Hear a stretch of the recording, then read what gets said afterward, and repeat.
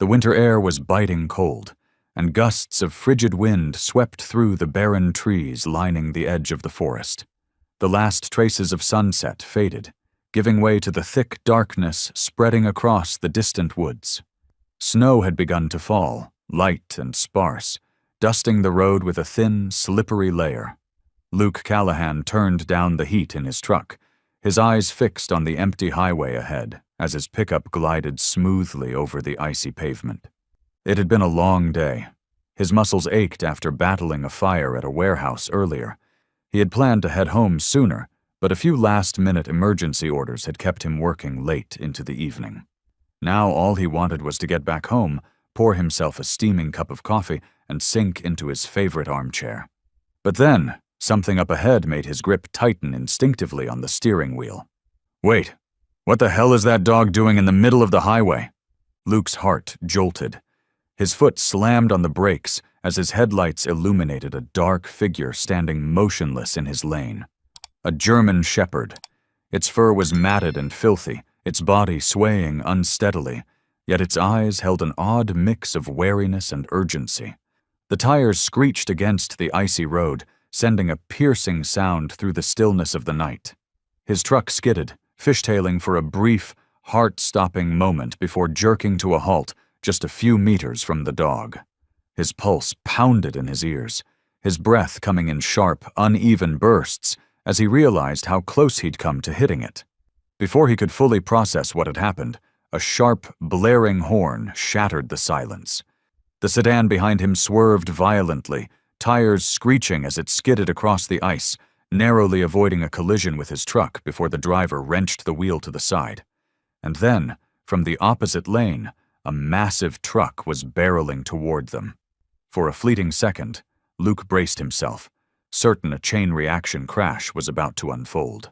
Yet, amid the chaos, the dog didn't bolt. It remained rooted in place, its gaze locked onto Luke with an unmistakable plea for help. A sudden gust of wind howled through the trees, shaking their skeletal branches, sending an eerie chill rippling through the air. Overhead, the sky loomed heavy with dark, brooding clouds, warning of an imminent snowstorm. The road stretched endlessly before him, the glow of headlights reflecting off the slick pavement, painting a scene of desolation and cold. Luke took a closer look. This wasn't just a stray dog. It stood with quiet determination, its eyes filled with purpose, and it kept barking toward the edge of the forest, as if trying to draw attention to something. The icy wind whipped against his face, sending a shiver down his spine. Something wasn't right. A nagging unease crept into his chest, like an instinct warning him not to ignore this. The tension on the highway thickened. Drivers who had witnessed the bizarre interaction between Luke and the German shepherd were beginning to react in different ways. Some stared through their windshields, faces hardening with irritation at the traffic delay caused by nothing more than an animal. A middle-aged man in a silver SUV stepped out, crossing his arms as he shook his head in exasperation. "Has anyone called animal control yet?" he grumbled, shooting Scout a skeptical look. "It looks painful, but who knows if it's got rabies." A woman, wrapped in a thick coat, shuddered as she tugged her jacket tighter around herself, as if the dog might lunge at her any second. Maybe it was abandoned. I've seen strays like this in rural areas. Sometimes they get aggressive when they panic. Murmurs rippled through the small crowd. Most people regarded the dog with mild curiosity or indifference. No one seemed to think anything unusual was happening. To them, this was just another lost animal, perhaps abandoned, perhaps injured, but in the end, just a dog. Only Luke saw what no one else did. He didn't care about the hushed conversations around him, nor the wary glances thrown his way. The dog wasn't simply barking or standing idly. It had a purpose. When Luke opened his truck door, it didn't bolt like a wild animal would upon seeing a stranger. Instead, it locked eyes with him, its gaze pleading. A soft, weak whimper escaped its throat. Not from fear, but a clear cry for help. Luke knelt down, slowly reaching out a hand. He didn't want to startle it. But the moment his fingers brushed against its dirt-matted fur, the dog suddenly clamped its teeth around his sleeve, not biting, just tugging, firmly, insistently, then just as quickly. It let go. "What the hell?" Luke muttered under his breath. But then, in an instant, he understood. The dog suddenly moved. It circled him once, then came back, whining softly, its eyes never leaving him. It was pleading with him to believe it. A sharp gust of wind swept through, carrying the damp scent of earth and trees, mixed with something else, a faint, metallic tang of blood. Luke shivered. He had long since learned to trust his instincts. He had been a firefighter. He knew that sometimes the smallest signs carried the greatest warnings. And right now, his instincts were screaming at him. Something was wrong. He took a slow breath, scanning the faces around him. The other bystanders still watched the dog with indifference. None of them moved to follow. No one trusted it. No one saw the urgency in its actions. Except him. Pulling his coat tighter around himself, he clenched his fists, solidifying his decision, then took a step forward. "All right," he said. "I'll follow you." The moment the words left his mouth, the dog's ears perked up, as if it had been waiting for this answer all along. Without wasting a second, it turned and bolted toward the forest's edge, its gait unsteady but relentless.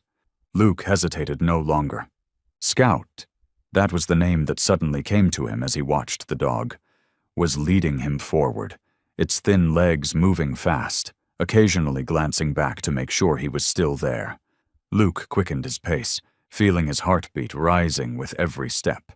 He had no idea what he was about to find. But he knew one thing for certain. This dog hadn't appeared in front of his truck by chance. He pressed forward, leaving behind the murmurs of onlookers, until all that remained was the sound of his own footsteps and Scout's labored breathing, echoing in the growing darkness. The forest thickened around them, the shadows stretching deeper as the wind rustled through the trees, whispering like unseen voices in the night. Luke pushed forward, his boots sinking into the thick layer of fallen leaves, breath coming in sharp bursts as he dodged low-hanging branches. The air was colder here than on the highway, each exhale forming visible clouds in the dim light. Scout, though injured, kept up a steady pace. Its lean frame pushed through the undergrowth, leaving faint scratches in the damp soil. But it didn't care. It only paused briefly to check if Luke was still behind, then pressed on, never slowing for even a second. Luke struggled to keep up. His boots, caked in mud, threatened to slip out from under him. The trees loomed taller, the darkness swallowing everything beyond the dim glow of his phone screen, the only thing guiding his way. The wind howled above, rattling the branches, sending an eerie creaking sound through the canopy. He had no idea how long they had been running. Minutes? It felt like an eternity. His heartbeat pounded in his ears, merging with the crunch of leaves beneath his feet. Then, suddenly, Scout stopped. The dog stood still, its entire body tense, ears pricked as if listening. Luke halted too, forcing himself to steady his breath, to listen. The night had fallen into an unnatural silence. Only the wind sighed softly through the trees. And then, a sound, faint, fragile. A small trembling cry broke through the stillness, barely audible against the whispering wind. Scout reacted instantly. It let out a sharp bark and bolted toward the sound, as if absolutely certain of what it was looking for. Luke's chest tightened. His fingers clenched into fists as he forced his aching legs to move, to follow. The crying grew clearer, intertwining with his own labored breathing, a weak plea for help lost in the vast wilderness. There was no doubt now. Someone was out there. Pushing through the pain in his burning muscles, Luke forced himself forward. Ahead, Scout had stopped again, standing beside a dark patch of earth, barking urgently. Luke hurried over, and the moment his phone's light illuminated the ground, he saw it. The cries were coming from here, and it was a child. The darkness in the forest felt thick and suffocating, pressing in from all sides. The weak glow from Luke's phone cast uneven shadows across the rugged ground, offering little help against the overwhelming blackness. Cold sweat trickled down his spine as he crouched, his eyes straining to locate the source of the trembling voice. His breath came in quick, uneven bursts, matching the rapid thud of his heartbeat pounding in his chest. Scout stood rigid at the edge of a hole, body tense, front legs slightly bent as if preparing to leap down at any moment. It barked, a sharp, commanding sound that echoed into the emptiness. Not a random noise. It was deliberate, insistent, like it was trying to tell Luke, "This is it. This is where you need to look." Luke took slow, careful steps forward, wary of the ground beneath him. It looked unstable. He swept the beam of his phone across the area, scanning quickly. And then he saw it, a deep hole, over 15 feet down, narrow and jagged. The edges were crumbling, as if the earth had collapsed under some recent impact. And there, swallowed by the darkness below, was a child. For a moment, Luke froze. The boy couldn't have been older than 4. His small frame was curled up at the bottom of the pit, his clothes caked in dirt, his tear-streaked face smudged with dust. His big, round eyes stared up at Luke, wide with raw terror, his tiny shoulders trembling under a thin, dirty jacket. "Oh, God!" Luke whispered, his chest tightening with something close to panic. A hiccuping sob escaped the boy's lips, his voice hoarse from crying. "Help me. Please." The words were barely louder than a breath, but they hit Luke like a punch to the gut. He inhaled sharply, forcing himself to push past the emotions threatening to overwhelm him. He had to focus. He moved closer to the edge of the pit, lowering himself to get a better look. "What's your name?" he asked, keeping his voice as gentle as possible. The boy sniffled, his lips trembling. I'm Liam." The name hung in the air, fragile and lost in the vast silence of the forest. Luke felt his entire body tense, a slow burning anger building inside him. A 4-year-old child, alone, trapped in a pit in the middle of nowhere as the night deepened. This wasn't an accident. He turned his gaze to Scout. The dog hadn't moved from the pit's edge, eyes locked onto the boy below, but it wasn't just concern in its expression. There was something else, something deeper, stronger, devotion, unwavering protection. Scout hadn't just found Liam. It had stayed with him. "Scout," Luke murmured, narrowing his eyes. "You know this kid, don't you?" The dog responded instantly, a short, firm bark, its ears perked, tail flicking once before lowering again, its stance unwavering. No hesitation. No doubt. This was his boy. Luke turned back to the pit. Below, Liam clung to the dirt wall, tiny fingers digging into the crumbling earth, as if trying to pull himself up even though he had no chance of doing so. Luke's jaw tightened. He tried to keep his voice steady, but inside, his mind was racing. "How long have you been down there?" Liam blinked, his face scrunching up as if struggling to remember. I don't know, a long time. I'm scared." His voice cracked, and Luke clenched his teeth, swallowing down the anger rising inside him. A child this young couldn't have gotten stuck down here by accident, which meant someone had put him here. Beside him, Scout started pacing along the pit's edge, sniffing at the ground with careful precision. After a few seconds, it barked once, short, clipped, then let out a low, uneasy whine. Luke understood immediately. The earth here wasn't stable. If he wasn't careful, he could end up trapped in the pit alongside Liam. "All right, kid," Luke said, exhaling slowly, forcing his voice to remain calm. "I'm getting you out of there." Liam's wide, tear-filled eyes met his, brimming with fragile hope. But beneath it, there was hesitation, uncertainty. You won't leave me, right?" the boy whispered. Luke felt something twist deep inside his chest.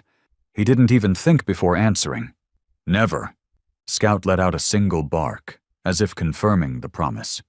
Luke took a steadying breath and quickly scanned the area. He couldn't just jump down. Not without a plan. If he got stuck down there too, both of them would be in even greater danger. He needed to find something to help him pull the boy out. The night settled deeper, draping the forest in a veil of cold mist. The air thickened, heavy with the damp scent of earth. Luke knelt at the edge of the pit, his eyes never leaving Liam, the small boy who was trembling from the cold, his thin arms wrapped tightly around himself as if trying to hold on to what little warmth he had left. His tiny frame curled in on itself, like a lost bird caught in the heart of a storm. Luke knew he didn't have much time. If he didn't get Liam out soon, the boy could slip into hypothermia. In the biting chill of the forest night, a child's fragile body wouldn't last long. Without hesitation, Luke pulled out his phone and quickly dialed for help. "I need immediate assistance. There's a child trapped in a pit about 10 feet deep in the forest. He's at risk of hypothermia." His voice was firm, steady, though urgency burned beneath it. On the other end of the line, a dispatch officer responded. "What's your exact location?" Luke glanced around, realizing how difficult it was to pinpoint their position in the dense woods.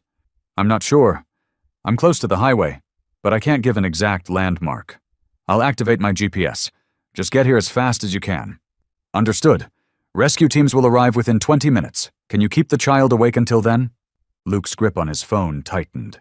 20 minutes. Under normal circumstances, that wasn't long.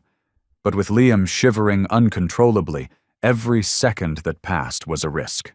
He ended the call and turned back toward the pit, where Scout remained by the edge, watching Liam with laser focus. The dog let out a short bark before suddenly moving a few feet away, lowering its head near an exposed tree root that jutted out from the ground. Scout nudged it with its nose, then looked at Luke, eyes shining with something more than mere alertness. Luke frowned and moved closer, kneeling to inspect the area. The root was thick, sturdy enough to serve as an anchor, but what caught his attention were the deep, uneven bite marks along its surface. His mind clicked. Scout had already tried to save Liam. The dog had been gnawing at the root, trying to pull it loose, hoping to create a way to lift the boy out. Luke took a deep breath, placing a hand gently on Scout's head. "Good work, buddy. Let's see if I can make this work." Quickly, he wrapped a vine securely around his wrist, testing the root's strength before lowering himself down. But the moment his boots touched the dirt, a sharp crack echoed through the air. The ground gave way, Luke's balance shattered. He instinctively grabbed onto the root, but the damp earth beneath his feet crumbled, pulling him downward faster than he had anticipated.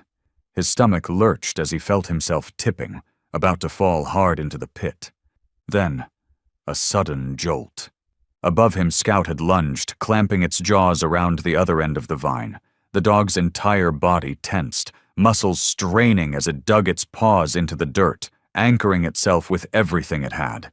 A deep, guttural growl rumbled from its chest as it fought against gravity.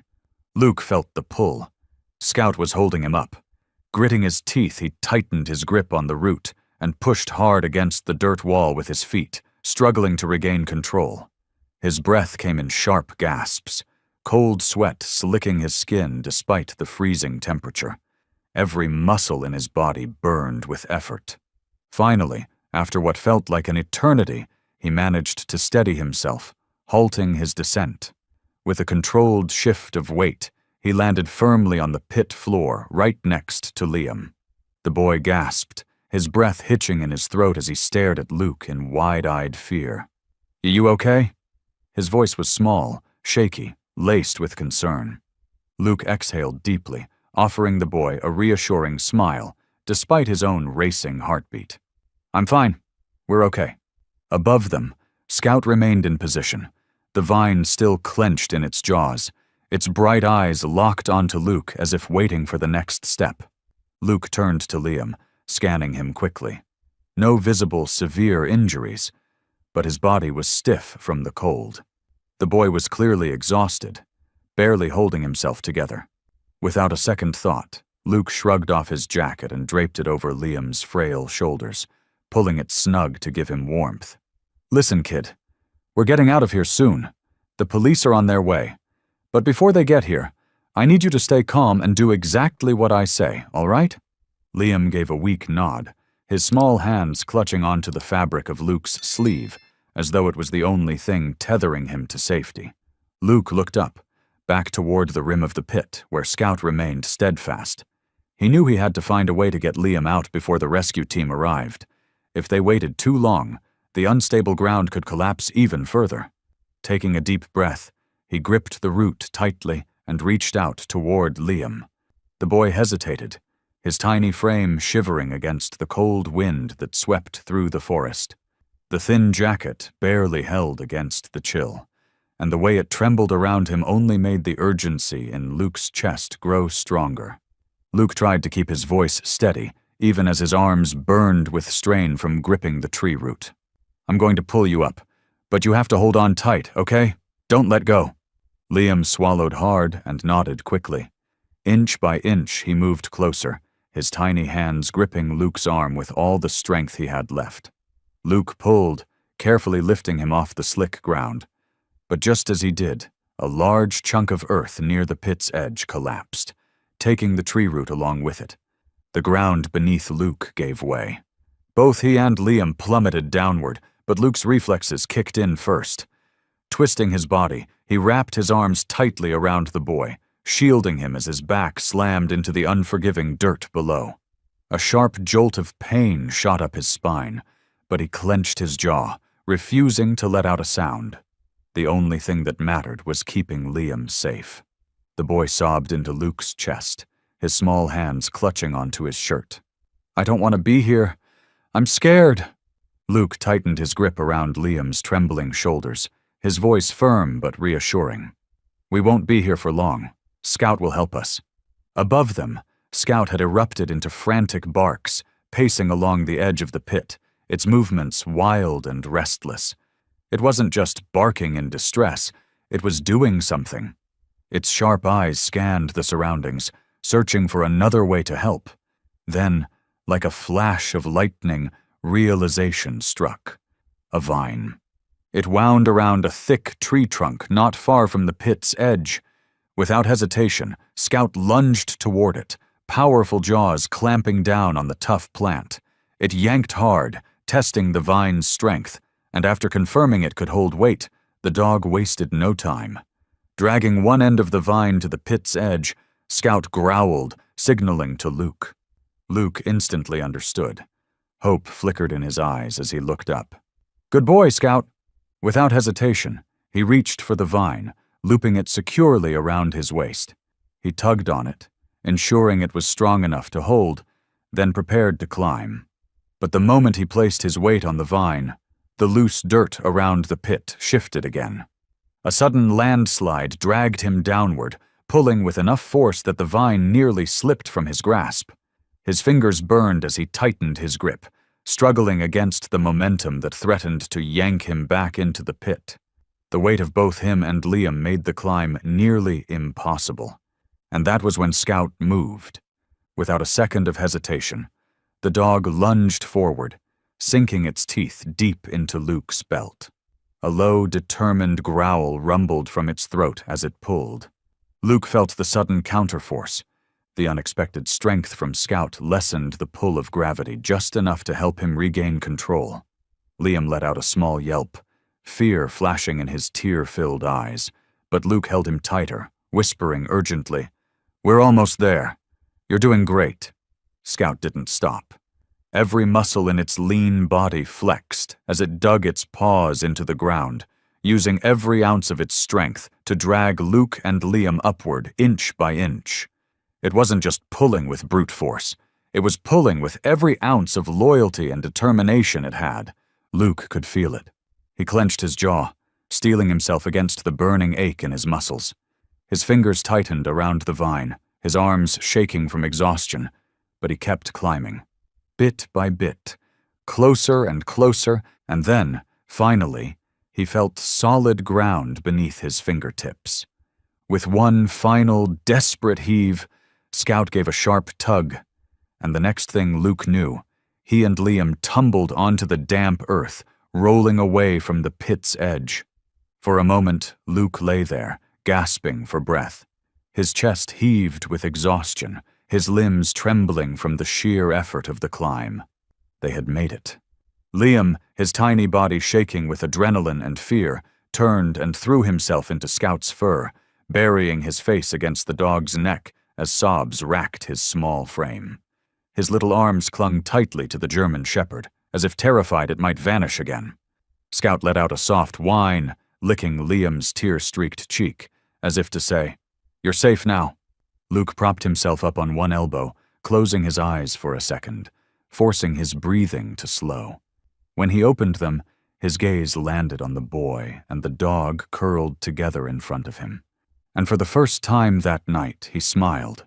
It was small, barely there, but it was the smile of a man who had just won a battle against the odds. But deep down, he knew this wasn't over. Liam hadn't just ended up in that pit. Someone had put him there.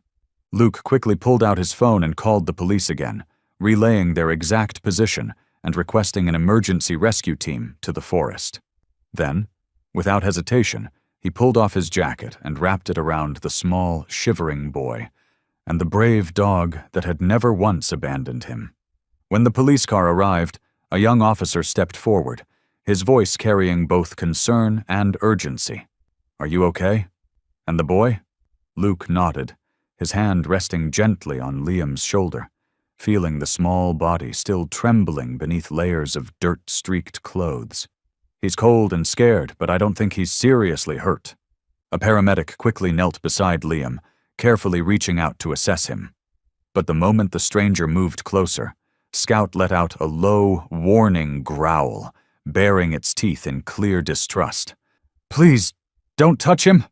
Liam's voice was weak but firm, his small hands gripping Scout's fur, as if letting go for even a second would mean losing his loyal companion forever. Luke crouched down, placing a reassuring hand on the dog's head. His voice was calm, yet firm. "It's okay, buddy. They're here to help." Scout whined softly but didn't lower its guard. Its sharp eyes stayed locked on Liam, ears pricked, body tense. Then, a sudden scream shattered the quiet night. "Liam!" A woman came running, her shoes pounding against the damp earth, her dark curls whipping wildly in the wind. Eleanor Parker, Liam's mother, was sobbing as she sprinted toward them, her eyes red and swollen from sheer panic. She looked like she had barely been holding herself together, as if one more second of uncertainty would have broken her completely. Liam lifted his head, and the moment he recognized her voice, his face crumpled. "Mom!" Eleanor dropped to her knees, gathering her son into a desperate embrace, her sobs muffled as she pressed her lips to his dirt-covered hair. Tears spilled onto his forehead as she clutched him tighter, as though afraid he might slip away again. "Oh my God, my baby, I was so scared. I was so afraid I'd never find you again." She gasped between sobs, trembling hands stroking his messy curls. Her voice cracked as she looked at him, as if still struggling to believe he was really there, safe in her arms. I only left for my evening shift, but something felt wrong. I checked the security camera from my phone, and the front door was open. Liam was gone. Everything had started the evening before. Eleanor, a single mother working part-time at a small shop in town, had left for work as usual. Liam, as always, stayed home with Scout, the most loyal companion he had ever known. But in just one short hour, a shadow had appeared at their front door. That day, Liam had been playing with his toy cars in the yard when a stranger approached. The man walked up casually, his posture relaxed, but his cold eyes told a different story. "Hey, kid," the man said, his voice sickly sweet. "Your mom sent me to take you to your grandma's house." Something about his tone didn't sit right. The way he smiled, forced and unnatural, set off a silent alarm in Liam's head. The little boy hesitated, stepping back. His brown eyes widened as he took in the stranger standing at the gate. I don't know you." The man's smile faltered for just a second before his face darkened. He crouched down slightly, his voice dropping lower. "Don't be stubborn, kid. Come with me." Liam took another step back, his small heart hammering in his chest. He turned to run, to get inside, to lock the door. But before he could even open his mouth to scream, A rough hand clamped tightly around his wrist, and at that very moment, a deep, menacing growl rumbled from the porch. Like a shadow streaking through the dusk, Scout launched forward, golden eyes burning with fury.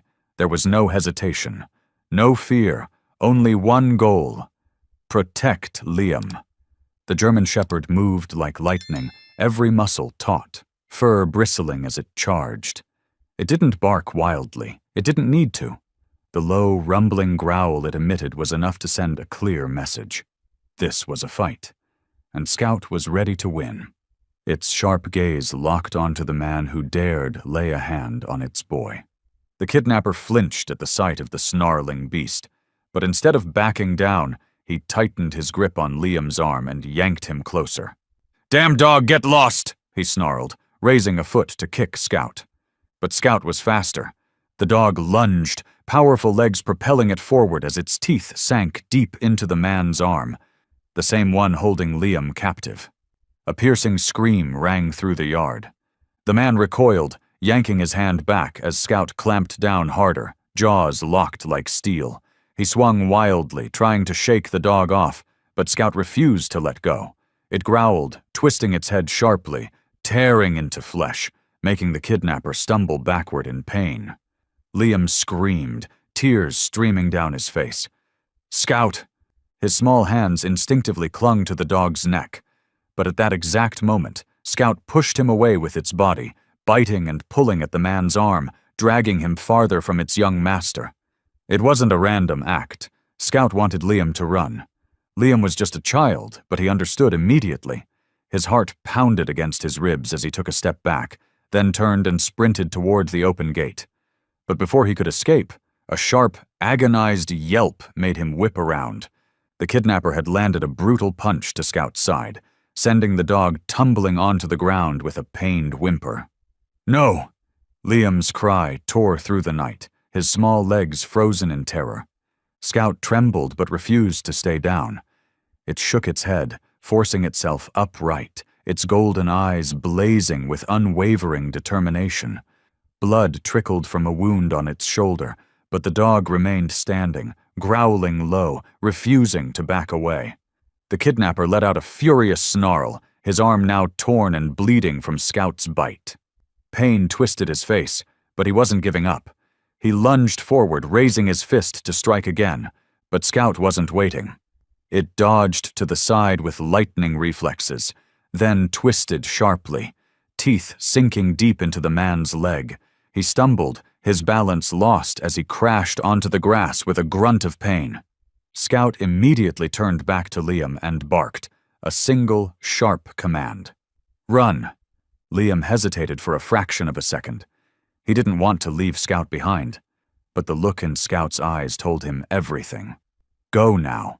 Biting his lip to hold back a sob, Liam spun on his heels and ran. His small feet pounded across the grass, carrying him toward the forest behind the house. But just as he was about to disappear into the trees, another sharp, pained yelp echoed behind him. Scout's cry of pain. Liam turned, his chest heaving in panic. The kidnapper had taken advantage of the moment Scout was distracted. He had grabbed the dog by the neck, his fingers digging in, squeezing tight. "You're not as smart as you think, you damn mutt!" he spat, landing another brutal blow to Scout's ribs. Scout let out a choked whimper, but it still didn't surrender. Even as pain racked its injured body, the dog fought back, snapping its powerful jaws onto the man's wrist. Another furious scream rang out as he recoiled, releasing his grip to avoid further injury. It was just enough time. Scout staggered to its feet, swaying but determined. It didn't need to check. It knew Liam had made it into the forest. But its job wasn't done. It had to hold the man off for as long as possible. Blood matted its fur, pain radiated from every movement, but Scout refused to yield.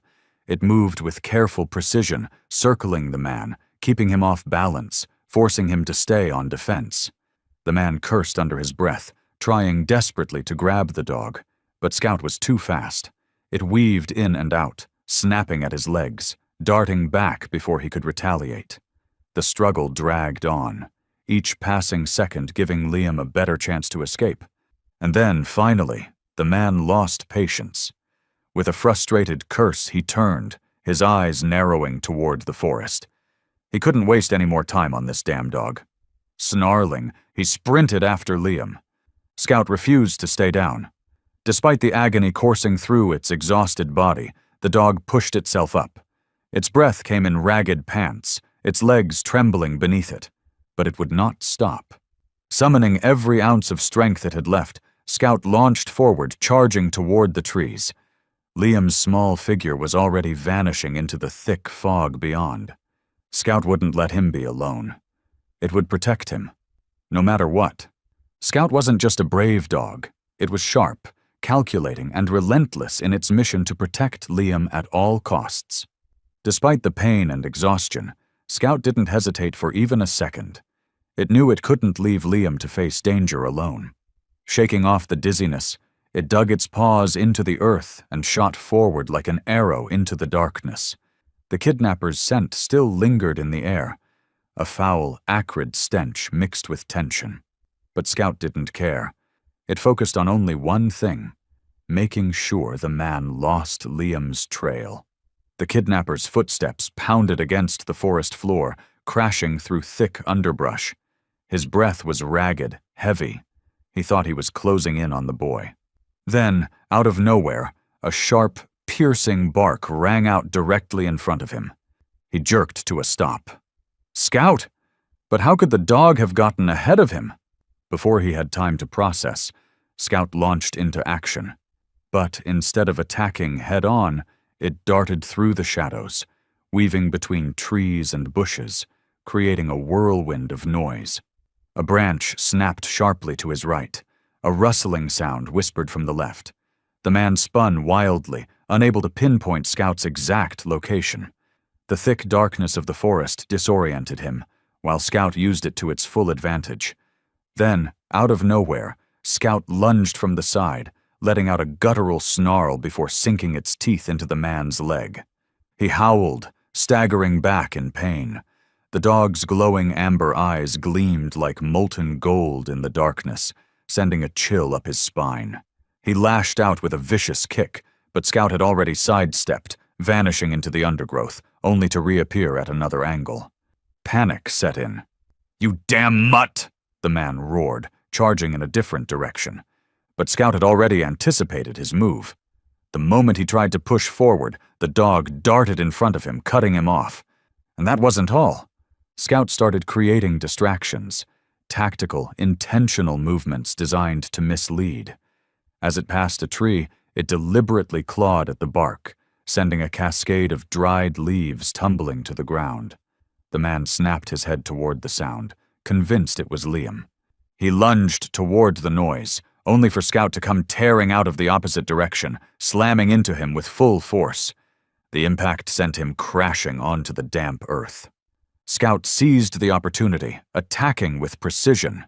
It didn't bite wildly. It aimed for the weak points, the legs, the thigh, the wrists.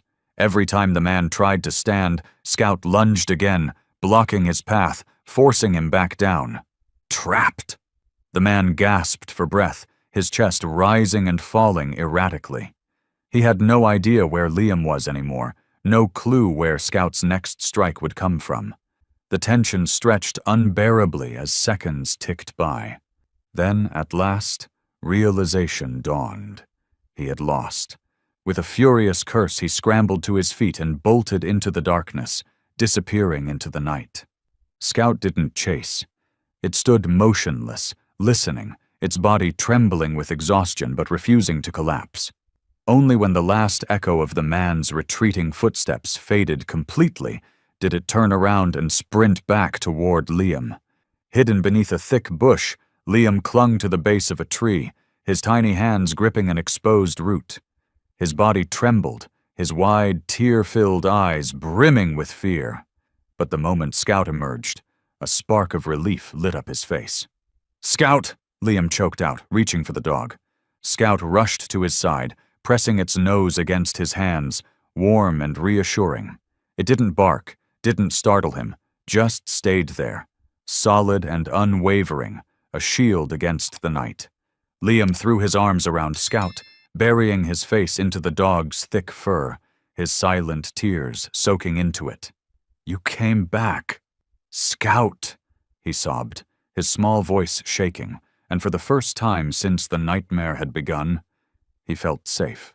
Scout exhaled slowly, its ears twitching as it scanned the surroundings. The darkness still loomed, but the danger had retreated. It stood, nudging Liam gently with its nose. They had to move before the kidnapper returned. Liam lifted his head, his red-rimmed eyes scanning his surroundings, but the dense darkness of the forest offered no sense of direction. There were no lights, no visible landmarks, just the thick canopy of trees, the eerie whisper of wind rustling through the leaves, and the steady hum of insects, their sounds carrying a chilling warning. Scout let out a soft whimper, then stepped forward, sniffing at the air. Its movements were slow, deliberate, ears perked high, fully alert. Liam clenched his small hands into fists, trembling as he followed closely behind. He trusted Scout, just as he always had. The darkness made everything seem more terrifying, but as long as Scout was beside him, a flicker of hope remained. They moved cautiously. Scout stayed ahead, stopping every few steps to scan the surroundings before proceeding. The night air grew colder, the chill cutting through Liam's thin jacket, making him shiver uncontrollably. He tried to walk faster to keep warm, but his small legs couldn't match Scout's steady, determined pace. Every time he fell behind, Scout would turn back, its eyes glowing faintly in the dark, like a beacon guiding him through the vast emptiness of the forest. But as they ventured deeper, the terrain became more treacherous. The path Scout had chosen wasn't an easy trail. It was steep and uneven, filled with jagged rocks and exposed roots that clawed at the ground like unseen hands trying to snare them. Liam struggled with every step, his breaths coming in short, labored gasps. Then, suddenly, Scout halted. Its body lowered slightly, muscles tense, eyes fixed on something ahead. Liam froze, holding his breath. He couldn't see what had caught Scout's attention, but judging by the way the dog's body stiffened, he knew something wasn't right. Liam listened, and then he heard it. A faint sound, barely perceptible. The brittle crunch of dried leaves shifting under careful footsteps. His hands clenched tighter. Fear surged through his veins. Had the kidnapper returned? Scout turned to Liam, its expression serious, unwavering. It gently nudged his leg with its nose, a silent reassurance. Then it pressed forward, but this time it moved even slower, each paw placed carefully to avoid making noise. Liam tried to mimic Scout's movements, but he was too small, too unsteady for the rough forest floor. His footing was weak, and as he stepped over a tangled mass of roots, one caught his ankle. Liam gasped as his balance wavered. He reached for a nearby tree to steady himself, but his fingers grasped only empty air. He tumbled forward, a sharp cry escaping his lips as the ground beneath him vanished. Scout spun around, launching toward him with lightning speed, but it was too late. Liam slipped, plummeting into a hidden pit concealed beneath a thick layer of leaves. He tumbled against the rough walls, branches scratching his skin as he crashed onto the damp earth below. Pain exploded through his body, but what terrified him more was the suffocating darkness that swallowed him whole. Liam barely had time to react before the shock of the fall set in. The earth had collapsed beneath him, dragging his small body into the depths of an unseen void. A frigid gust of wind rushed through the hole, sending a shiver down his spine, but he barely noticed it over the burning pain radiating from his limbs. His chest felt tight, his lungs struggling to catch a breath. A violent cough racked his body, his trembling hands instinctively reaching for his aching elbow, where he had slammed against an exposed root. His thin jacket was soaked, covered in mud, and the cold clung to him like an unshakable shadow. He shivered uncontrollably, biting his lip to keep from crying, but the isolation and pitch-black abyss pressing in on him made the fear unbearable. "Scout," His voice was barely above a whisper, tinged with desperation. Scout let out a low whine, a sound so soft it was almost comforting. The intelligent dog knew that barking would draw attention. Attention they didn't want if the kidnapper was still lurking nearby. Through the faint slivers of moonlight filtering through the leaves above, Liam could make out Scout's silhouette. The dog stood at the very edge of the pit, paws scratching at the loose dirt as if trying to dig a way down to him. Its golden eyes gleamed with concern, its ears perked, body tense yet controlled. It didn't panic. It didn't bark for help. Instead, it let out a series of soft, deliberate whimpers, an unspoken promise that it wasn't going anywhere. Liam inhaled shakily, locking eyes with his loyal friend. He wanted to climb out, to escape this damp, suffocating hole, but every time he grasped the unstable walls, the mud crumbled beneath his fingers, dragging him down. Desperation sank in as he gripped at the soft earth, his tiny fingers slipping through the wet soil. "Scout, help me!" His voice wavered, his hands shaking as he clutched onto a weak, protruding root, one that wouldn't hold for long. Scout didn't give up. It lowered its head, clamping its jaws around a long branch nearby, dragging it over to the pit before letting it drop down, hoping Liam could use it to climb out. But as soon as the boy reached for it, the slick mud made every attempt futile. His arms burned with exhaustion, his breath coming in short, shallow gasps. Liam looked up at Scout, his brown eyes red-rimmed, on the verge of tears. Don't leave me." The dog stepped closer to the edge, lowering its body, carefully placing its front paws on the soft dirt as if considering jumping down to stay with Liam. But just then, a strong gust of wind rushed through the trees, shifting the fragile mud beneath its paws. Scout quickly pulled back, realizing that if it jumped, they would both be trapped. No, it had to find someone. Liam wanted to call out, to beg Scout to stay. He was terrified of being left alone. But deep down, he knew Scout would never abandon him. He held on to that belief, a small but unshakable trust. Still, he was just a child, lost and afraid, and no matter how much he tried, the tears fell anyway. Meanwhile, Scout shot off like an arrow, its powerful legs pounding against the forest floor, kicking up dried leaves as it ran. Every stride was strong, purposeful, despite the wounds littering its body. Pain and exhaustion clawed at its muscles, but it didn't slow down. It couldn't. Every breath carried urgency. Scout wasn't running blindly. It knew exactly what to do, where to go. The moment it burst out of the woods, panting heavily, its fur matted with dirt and dried blood, it didn't panic. Instead, it stopped at the edge of the highway, sharp eyes scanning the passing cars. It didn't recklessly charge into the road. Its instincts told it that wouldn't help. It had to wait for the right moment. Chest rising and falling with heavy breaths, Scout perked up at the sight of approaching headlights. It took a few steps forward, but didn't leap just yet. It studied the vehicles. Not all humans were the same. It knew that. It had seen the bad ones, those with cold eyes, hands that smelled of danger. It understood fear, cruelty, the sharp edge of a threat. But it also knew kindness. It could recognize safety when it saw it. And it couldn't afford to waste this chance. Liam was out there, lost in the forest, waiting to be saved. Without hesitation, Scout bolted into the road, but not in the wild panic of a frightened animal. It didn't dash erratically, didn't howl in distress. It stood firm, legs planted steadily against the pavement, its head held high, its back bristling, golden eyes glowing with an unshakable determination. It was signaling. It was calling for help. And it knew it had to make the humans understand. The first vehicle to slam its brakes was an old blue pickup truck. Inside, a man with calloused hands, his face lined with exhaustion from a long day's work, frowned at the sight of the dog. But he didn't honk in frustration. Instead, he leaned forward over the steering wheel, eyes narrowing as he observed. Scout studied him just as intently.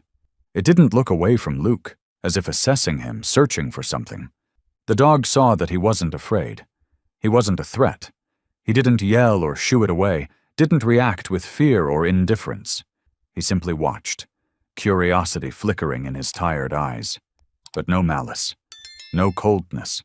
And that was enough. Certain that this was the man it needed, Scout pleaded with its gaze, watching as Luke stepped out of the truck. It couldn't speak, but it could lead. With the last reserves of strength in its aching body, Scout turned and ran, straight toward the forest. And Luke followed. Scout had done it. It had found the one person who could save Liam. A dog like this. A friend like this. Not just a guardian, but a true hero. But Luke knew. The story wasn't over yet. The kidnapper was still out there. The ambulance sped down the mist-covered road, its flashing lights reflecting off the cold, wet pavement. Inside, Liam lay on a stretcher, his frail body still trembling from exhaustion. His mother sat beside him, holding him tightly, her hand never stopping its gentle motion along his small back, as if trying to soothe him. But in reality, she was the one struggling to keep herself from breaking down. She had almost lost her son. The thought still clenched in her chest, making every breath feel heavy. Next to them, Scout lay motionless, its breathing shallow, its fur matted with dirt and dried blood. Despite its pain, it kept its golden eyes open, watching Liam. And when the boy's gaze met its own, Liam reached out, his tiny fingers brushing over Scout's rough, tangled fur.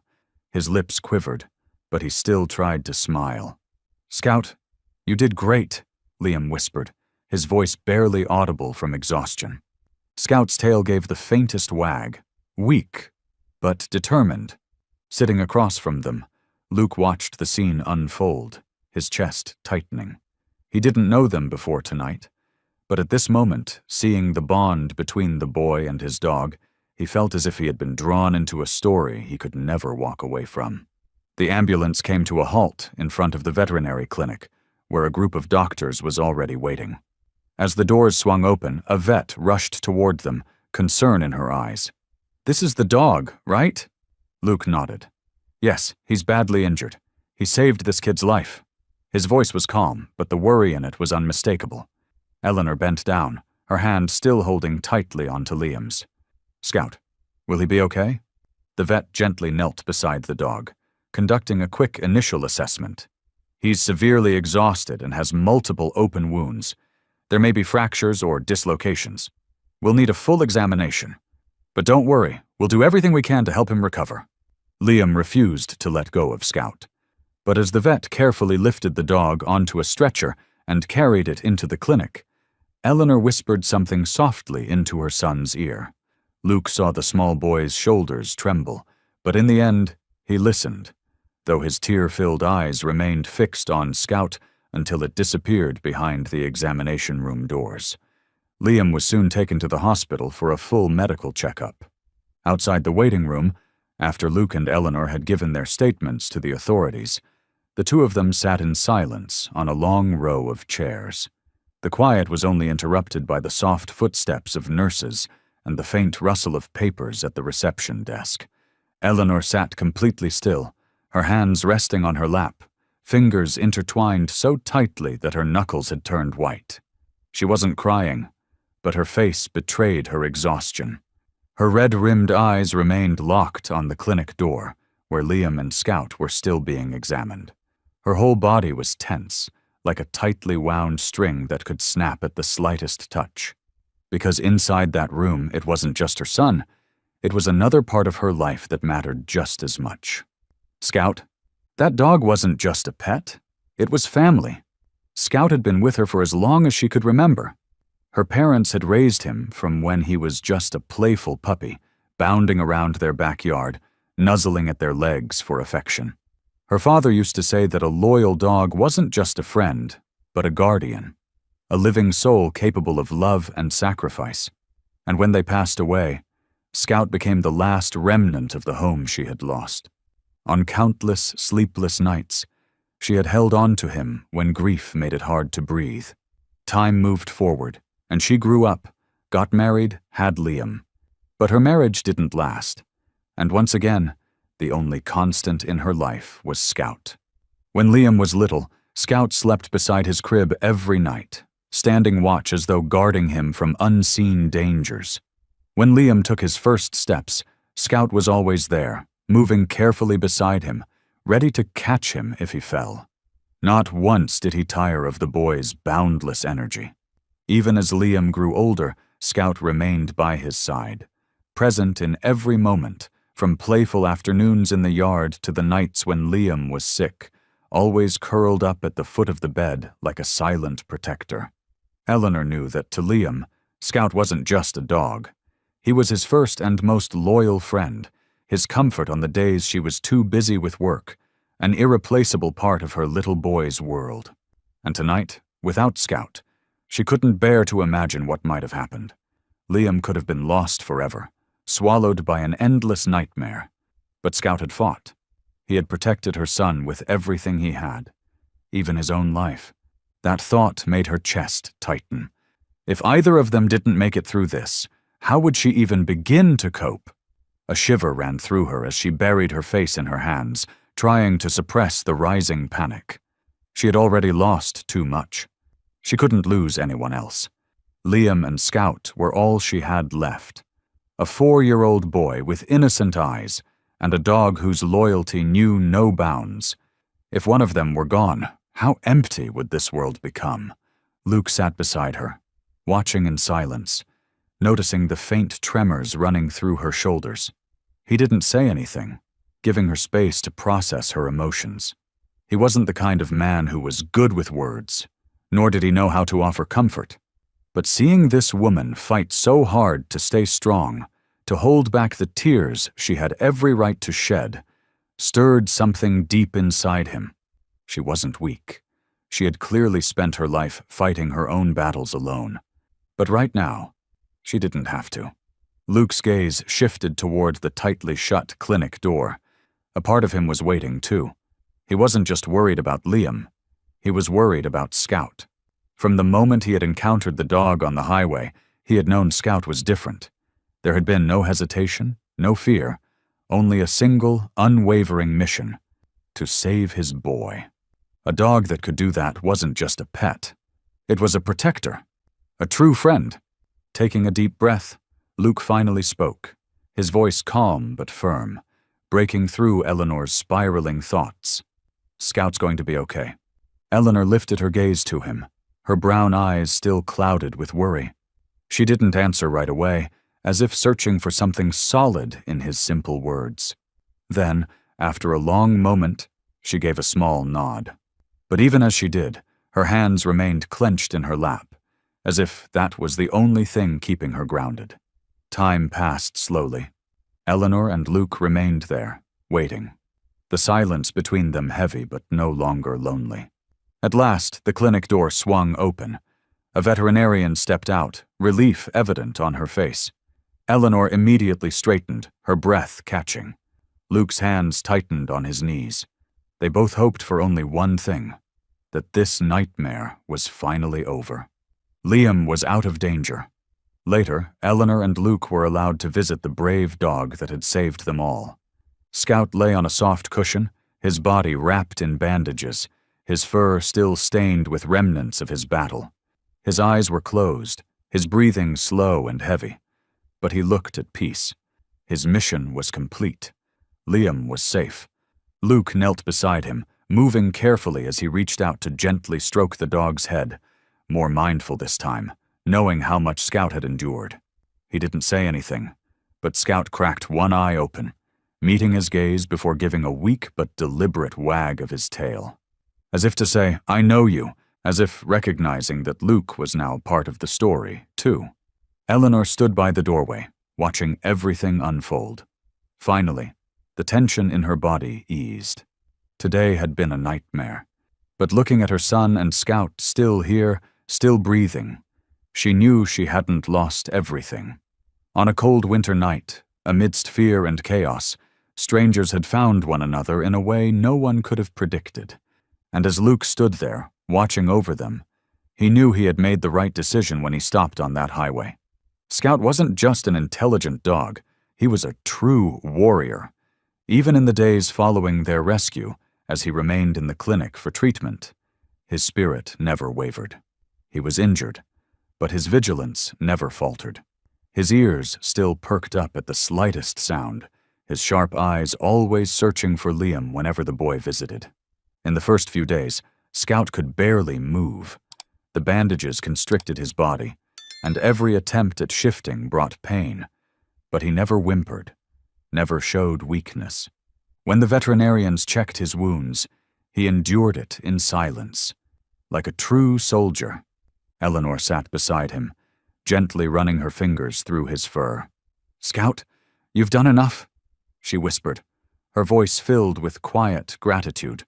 Liam never left Scout's side for even a second. He brought his favorite toys, soft blankets to drape over the injured dog, as if trying to make up for the pain his four-legged friend had endured. "You're going to be okay, right?" Liam whispered, his eyes filled with hope. In response, Scout gently licked his hand, a quiet reassurance that he was still here, still protecting him. Even as it lay still, Scout never stopped learning, never stopped observing. It listened to every sound outside, recognizing Luke's footsteps from a distance, distinguishing the vet's voice from the nurses around them. When Liam grew anxious with worry, Scout, despite its exhaustion, lifted its head and rested it on the boy's hand, as if to say, "I'm still here. Don't be scared." After a week, Scout's wounds had begun to heal significantly. The vet was astonished by how quickly it was recovering. "I've never seen a dog with this kind of willpower," he remarked as he removed the bandages from Scout's leg. "This isn't just any dog. It has the instincts of a true warrior." Luke had been watching Scout closely throughout its recovery, and with each passing day, he became more certain. This dog was different. Other injured dogs would rest, but not Scout. It remained alert, tracking everything around it, responding to the smallest movement, and most importantly, it never let its focus stray from Liam, as if it still wasn't fully at ease. One day, Liam and Eleanor visited Scout at the clinic. The boy carried a small plastic ball, one of Scout's favorite toys from before everything had happened. He placed it gently in front of the dog, his voice barely above a whisper. "Scout, do you want to play?" For a moment, Scout simply looked at him, as if considering the question. Then, slowly, it shifted its weight forward, nudging the ball with its nose. Liam's face lit up, his eyes gleaming with joy. It was the first sign that Scout was coming back to who it had always been, a dog that never gave up. In the days that followed, Scout worked to regain its strength. The first steps were difficult, its legs unsteady, but it refused to surrender. It pressed its paws against the ground, mustering all its strength to rise, then took careful, deliberate steps forward. Luke watched in admiration. "You really are a warrior," he murmured. Finally, after more than 2 weeks of treatment, the vet announced that Scout was ready to go home. When Eleanor and Liam arrived to take him back, Scout was prepared. It stepped out of the clinic with newfound steadiness, eyes shining with life. Its tail wagged softly when it saw its boy. Liam ran to him, wrapping his arms around Scout. "I knew you'd get better," the boy beamed. Scout licked his cheek in response. Back home, Scout hadn't changed. If anything, it had grown even stronger. It resumed sleeping by Liam's door every night, more vigilant than ever. It picked up on the smallest shifts in its surroundings. The wind rustling through the windows, the faintest sound of unfamiliar footsteps outside. The nightmare wasn't truly over. Liam had been rescued, but Eleanor couldn't shake the unease in her heart. The man who had nearly stolen her son was still out there, lurking in the shadows like a predator waiting for its next chance. She lived in fear. Every night, she checked the locks on the doors over and over, ensuring they were secure. But no matter how many times she did, sleep refused to come. The slightest noise in the darkness made her heart race. She was terrified that one day she'd wake up and Liam would be gone again. And Scout didn't sleep either. It lay by Liam's door, ears pricked, golden eyes watching the window. Every muscle in its body was tense, every breath controlled and alert. It was no longer just Liam's friend. It was his guardian, the last line of defense between the boy and whatever threats lay beyond. One night, Eleanor woke suddenly, a cold wave of unease washing over her. She turned toward Liam's bed. He was still there, fast asleep, his tiny arms wrapped around Scout's side. But Scout wasn't asleep. The dog was awake, standing quietly, moving toward the window. Its entire posture had changed. Every muscle rigid, its sharp eyes locked onto something outside. Eleanor felt it too. She slowly got out of bed, stepping toward the window. Her breath fogged up the glass as she peered outside. The yard stretched out before her, still and quiet, bathed in the dim yellow glow of the streetlights. Nothing. She let out a shaky breath, telling herself she was just being paranoid. Then, Scout let out a low, deep growl. Its eyes never left the farthest corner of the yard, where the darkness was thickest. Eleanor knew that to Liam, Scout wasn't just a dog. He was his first and most loyal friend, the source of comfort during the long hours she was away at work, an inseparable part of her son's small world. And tonight, if it hadn't been for Scout, she didn't dare imagine what could have happened.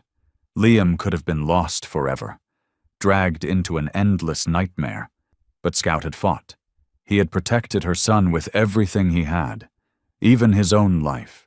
That thought made her chest tighten painfully. If one of them hadn't made it, how would she have faced it? A shudder ran through her as she buried her face in her hands, trying to suppress the rising panic. She had already lost too much.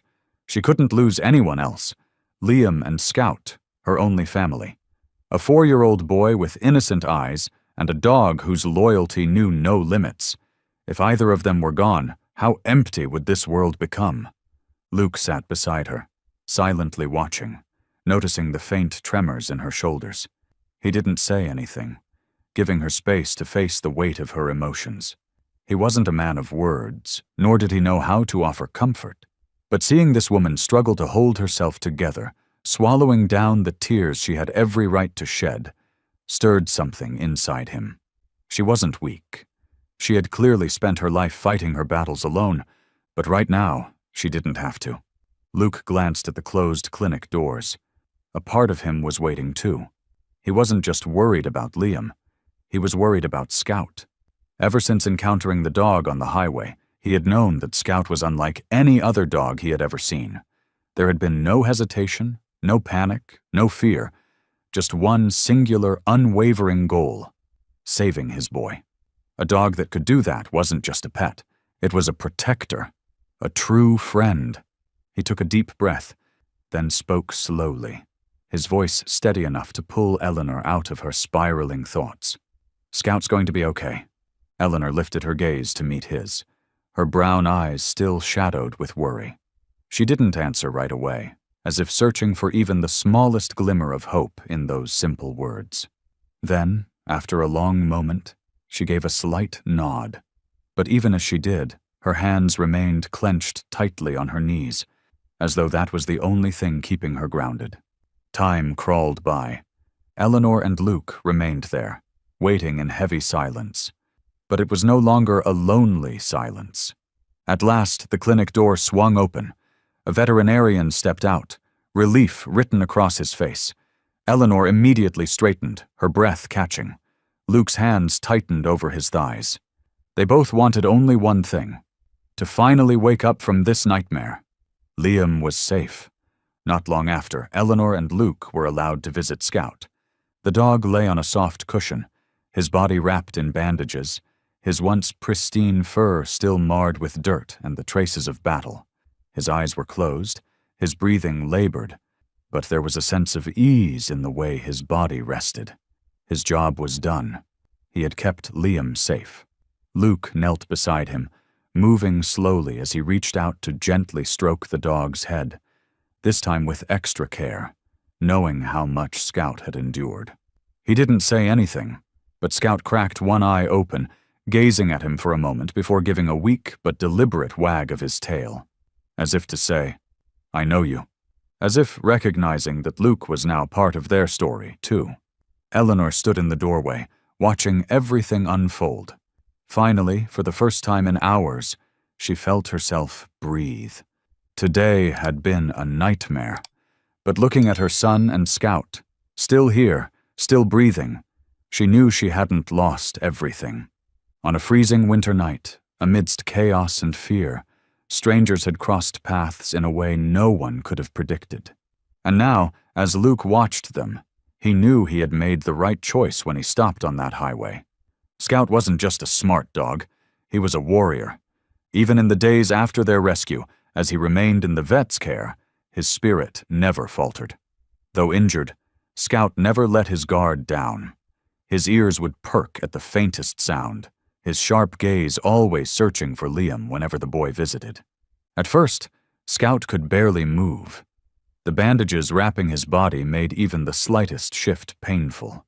But he never whimpered, never showed weakness. When the vet checked his wounds, he endured it in silence, like a true soldier. Eleanor sat beside him, gently stroking his fur. "Scout, you've done more than enough," she whispered, her voice soft, filled with gratitude. In the first few days, Scout could barely move.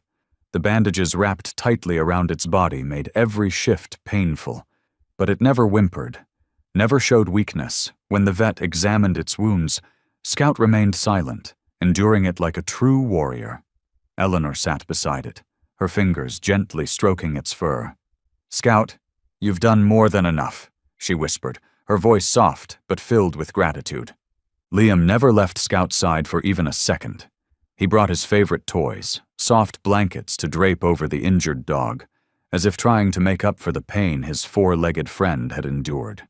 "You're going to be okay, right?" Liam asked softly, his eyes full of hope. In response, Scout gently licked his hand, a quiet reassurance that he was still here, still protecting him. Even as it lay still, Scout never stopped learning, never stopped observing. It listened to every sound outside, recognizing Luke's footsteps from a distance, distinguishing the vet's voice from the nurses around them. When Liam grew anxious with worry, Scout, despite its exhaustion, lifted its head and rested it on the boy's hand, as if to say, "I'm still here. Don't be scared." After a week, Scout's wounds began to heal significantly. The vet was astonished by how quickly it was recovering. "I've never seen a dog with this kind of willpower," he remarked, as he removed the bandages from Scout's leg. "This isn't just any dog. It has the instincts of a true warrior." Luke had been watching Scout closely throughout its recovery, and with each passing day, he became more certain. This dog was different. Other injured dogs would rest, but not Scout. It remained alert, tracking everything around it, responding to the smallest movement. And most importantly, it never let its focus stray from Liam, as if it still wasn't fully at ease.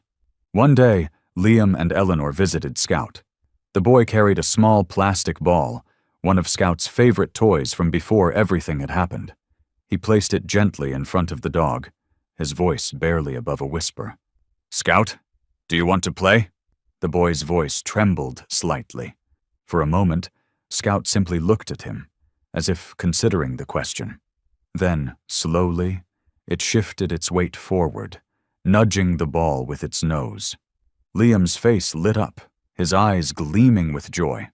It was the first sign that Scout was coming back to who it had always been, a dog that never gave up. In the days that followed, Scout worked to regain its strength. The first steps were difficult, its legs unsteady, but it refused to surrender. It pressed its paws against the ground, mustering all its strength to rise, then took careful, deliberate steps forward. Luke watched in admiration. "You really are a warrior," he murmured. Finally, after more than 2 weeks of treatment, the vet announced that Scout was ready to go home. When Eleanor and Liam arrived to take him back, Scout was prepared. It stepped out of the clinic with newfound steadiness, eyes shining with life. Its tail wagged softly when it saw its boy. Liam ran to him, wrapping his arms around Scout. "I knew you'd get better." The boy beamed. Scout licked his cheek in response. Back home, Scout hadn't changed. If anything, it had grown even stronger. It resumed sleeping by Liam's door every night, more vigilant than ever. It picked up on the smallest shifts in its surroundings, the wind rustling through the windows, the faintest sound of unfamiliar footsteps outside. The nightmare wasn't truly over. Even though Liam had been rescued, Eleanor couldn't find peace knowing that the man who had nearly taken her son was still out there. He had escaped, blending into the shadows like a predator waiting for its chance. Eleanor lived in fear. Every night she checked the locks multiple times, ensuring everything was secure. But even then, sleep never came. Every creak in the floorboards, every rustle of wind outside made her heart race. She was terrified that one day she would wake up and Liam would be gone. And Scout didn't sleep either. He lay in front of Liam's bedroom door, ears pricked, amber eyes fixed on the window. His muscles were tight, every breath steady and controlled. He was no longer just Liam's friend. He was his guardian, the last barrier between Liam and whatever was waiting beyond. One night, Eleanor woke suddenly, an uneasy feeling settling deep in her chest. She turned to Liam's bed. He was still there, sleeping soundly, his small hand gripping Scout's fur. But Scout was awake. He stood up slowly, stepping away from the bed, moving toward the window. His posture had changed, rigid, alert, his sharp gaze locked onto something outside. Eleanor felt it too. She stepped closer, pressing her hand against the cold glass as she peered outside. The yard stretched before her, silent and still, the dim glow of the streetlights casting long, eerie shadows across the trees. Nothing. She let out a shaky breath, telling herself it was just nerves. Then, Scout let out a deep, low growl from his chest. His eyes never wavered from the farthest corner of the yard, where the darkness was thickest. A gust of wind howled through the trees, making Eleanor shiver. The next morning, when she stepped outside, a chill ran down her spine. There, in the thin layer of snow covering the front yard, were footprints. Not hers, not Liam's, not from any neighbor, too large to be a child's, not the shape of a dog's or a cat's. Human footprints, trailing from the far edge of the yard, stopping just below Liam's window. Eleanor's breath caught. She stumbled back, gripping the doorframe tightly. Scout followed her outside, his nose twitching as he sniffed the air. Then he turned to look at her, his amber eyes sharp, serious. "We're being watched." Eleanor didn't hesitate. She grabbed her phone and called Luke. He arrived in 15 minutes, his boots crunching through the snow, his jacket still dusted with frost from how quickly he had left his truck. When Eleanor pointed at the footprints, Luke's expression darkened. He wasn't easily shaken. But this was different. "You're sure it wasn't someone from the neighborhood?" His voice was calm, but there was an urgency beneath it. Eleanor shook her head. "No one around here walks near other people's houses in the middle of the night. And look at this." She moved closer, pointing at the window. The footprints didn't just stop there. There was something else, a faint smudge of dirt on the frame, right where a hand might have rested. Luke's jaw tightened. He crouched down, inspecting the prints closely. "This isn't the first time he's been here," he muttered. "He knows where Liam sleeps. He was planning something, but he didn't get the chance." Scout, standing nearby, let out a deep, low bark, as if confirming what Luke had just said. There was no more doubt. The kidnapper was still close. Luke didn't want to wait. He immediately called the police, but he knew footprints alone wouldn't be enough to track the man down. Law enforcement would need time to investigate, to gather more evidence. But Scout didn't. As Eleanor and Luke discussed their next steps, Scout suddenly lowered his head, sniffing along the trail of footprints in the snow. The fur along his back bristled, his entire body tensing. Then, without warning, he bolted toward the trees. "Scout, wait!" Eleanor called, but the dog didn't stop. Luke and Eleanor had no choice but to run after him. They sprinted across the yard, pushing through the freezing morning air as they followed Scout into the tree line. The dog moved fast, weaving through the underbrush with precision. Not frantic, not reckless. He knew what he was doing. He had smelled this scent before. He had fought the man who tried to take Liam, and he had never forgotten that stench. This time, he wouldn't let him escape. Scout skidded to a sudden stop beside a large tree where the snow had been disturbed. He barked sharply, his gaze locked on something in the frost. Luke and Eleanor caught up, their breaths coming in visible clouds. Then they saw it. At first, Eleanor thought it was just a patch of dirt, a stain on the snow. But as she stepped closer, her stomach twisted. It was deep red. Blood. Luke exhaled sharply. Eleanor, this is evidence. The police can run DNA tests on this. This could narrow down our suspect. Eleanor swallowed hard, her fingers tightening around the edge of her coat. She turned to Scout, who stood tall, his chest rising and falling with steady breaths, his eyes still locked onto the ground where the blood had seeped into the snow. Kneeling beside him, Eleanor ran a trembling hand through his fur, her voice barely above a whisper. Good boy, Scout. Good boy. The German Shepherd remained where it was, its bright eyes fixed on the darkened woods ahead. It knew this wasn't over, and it wouldn't stop until its family was truly safe. The winter sky was crisp, and soft sunlight filtered through the bare branches of the park's trees, casting a faint glow on the ground. The air felt calm, but inside Eleanor, the fear had not fully disappeared.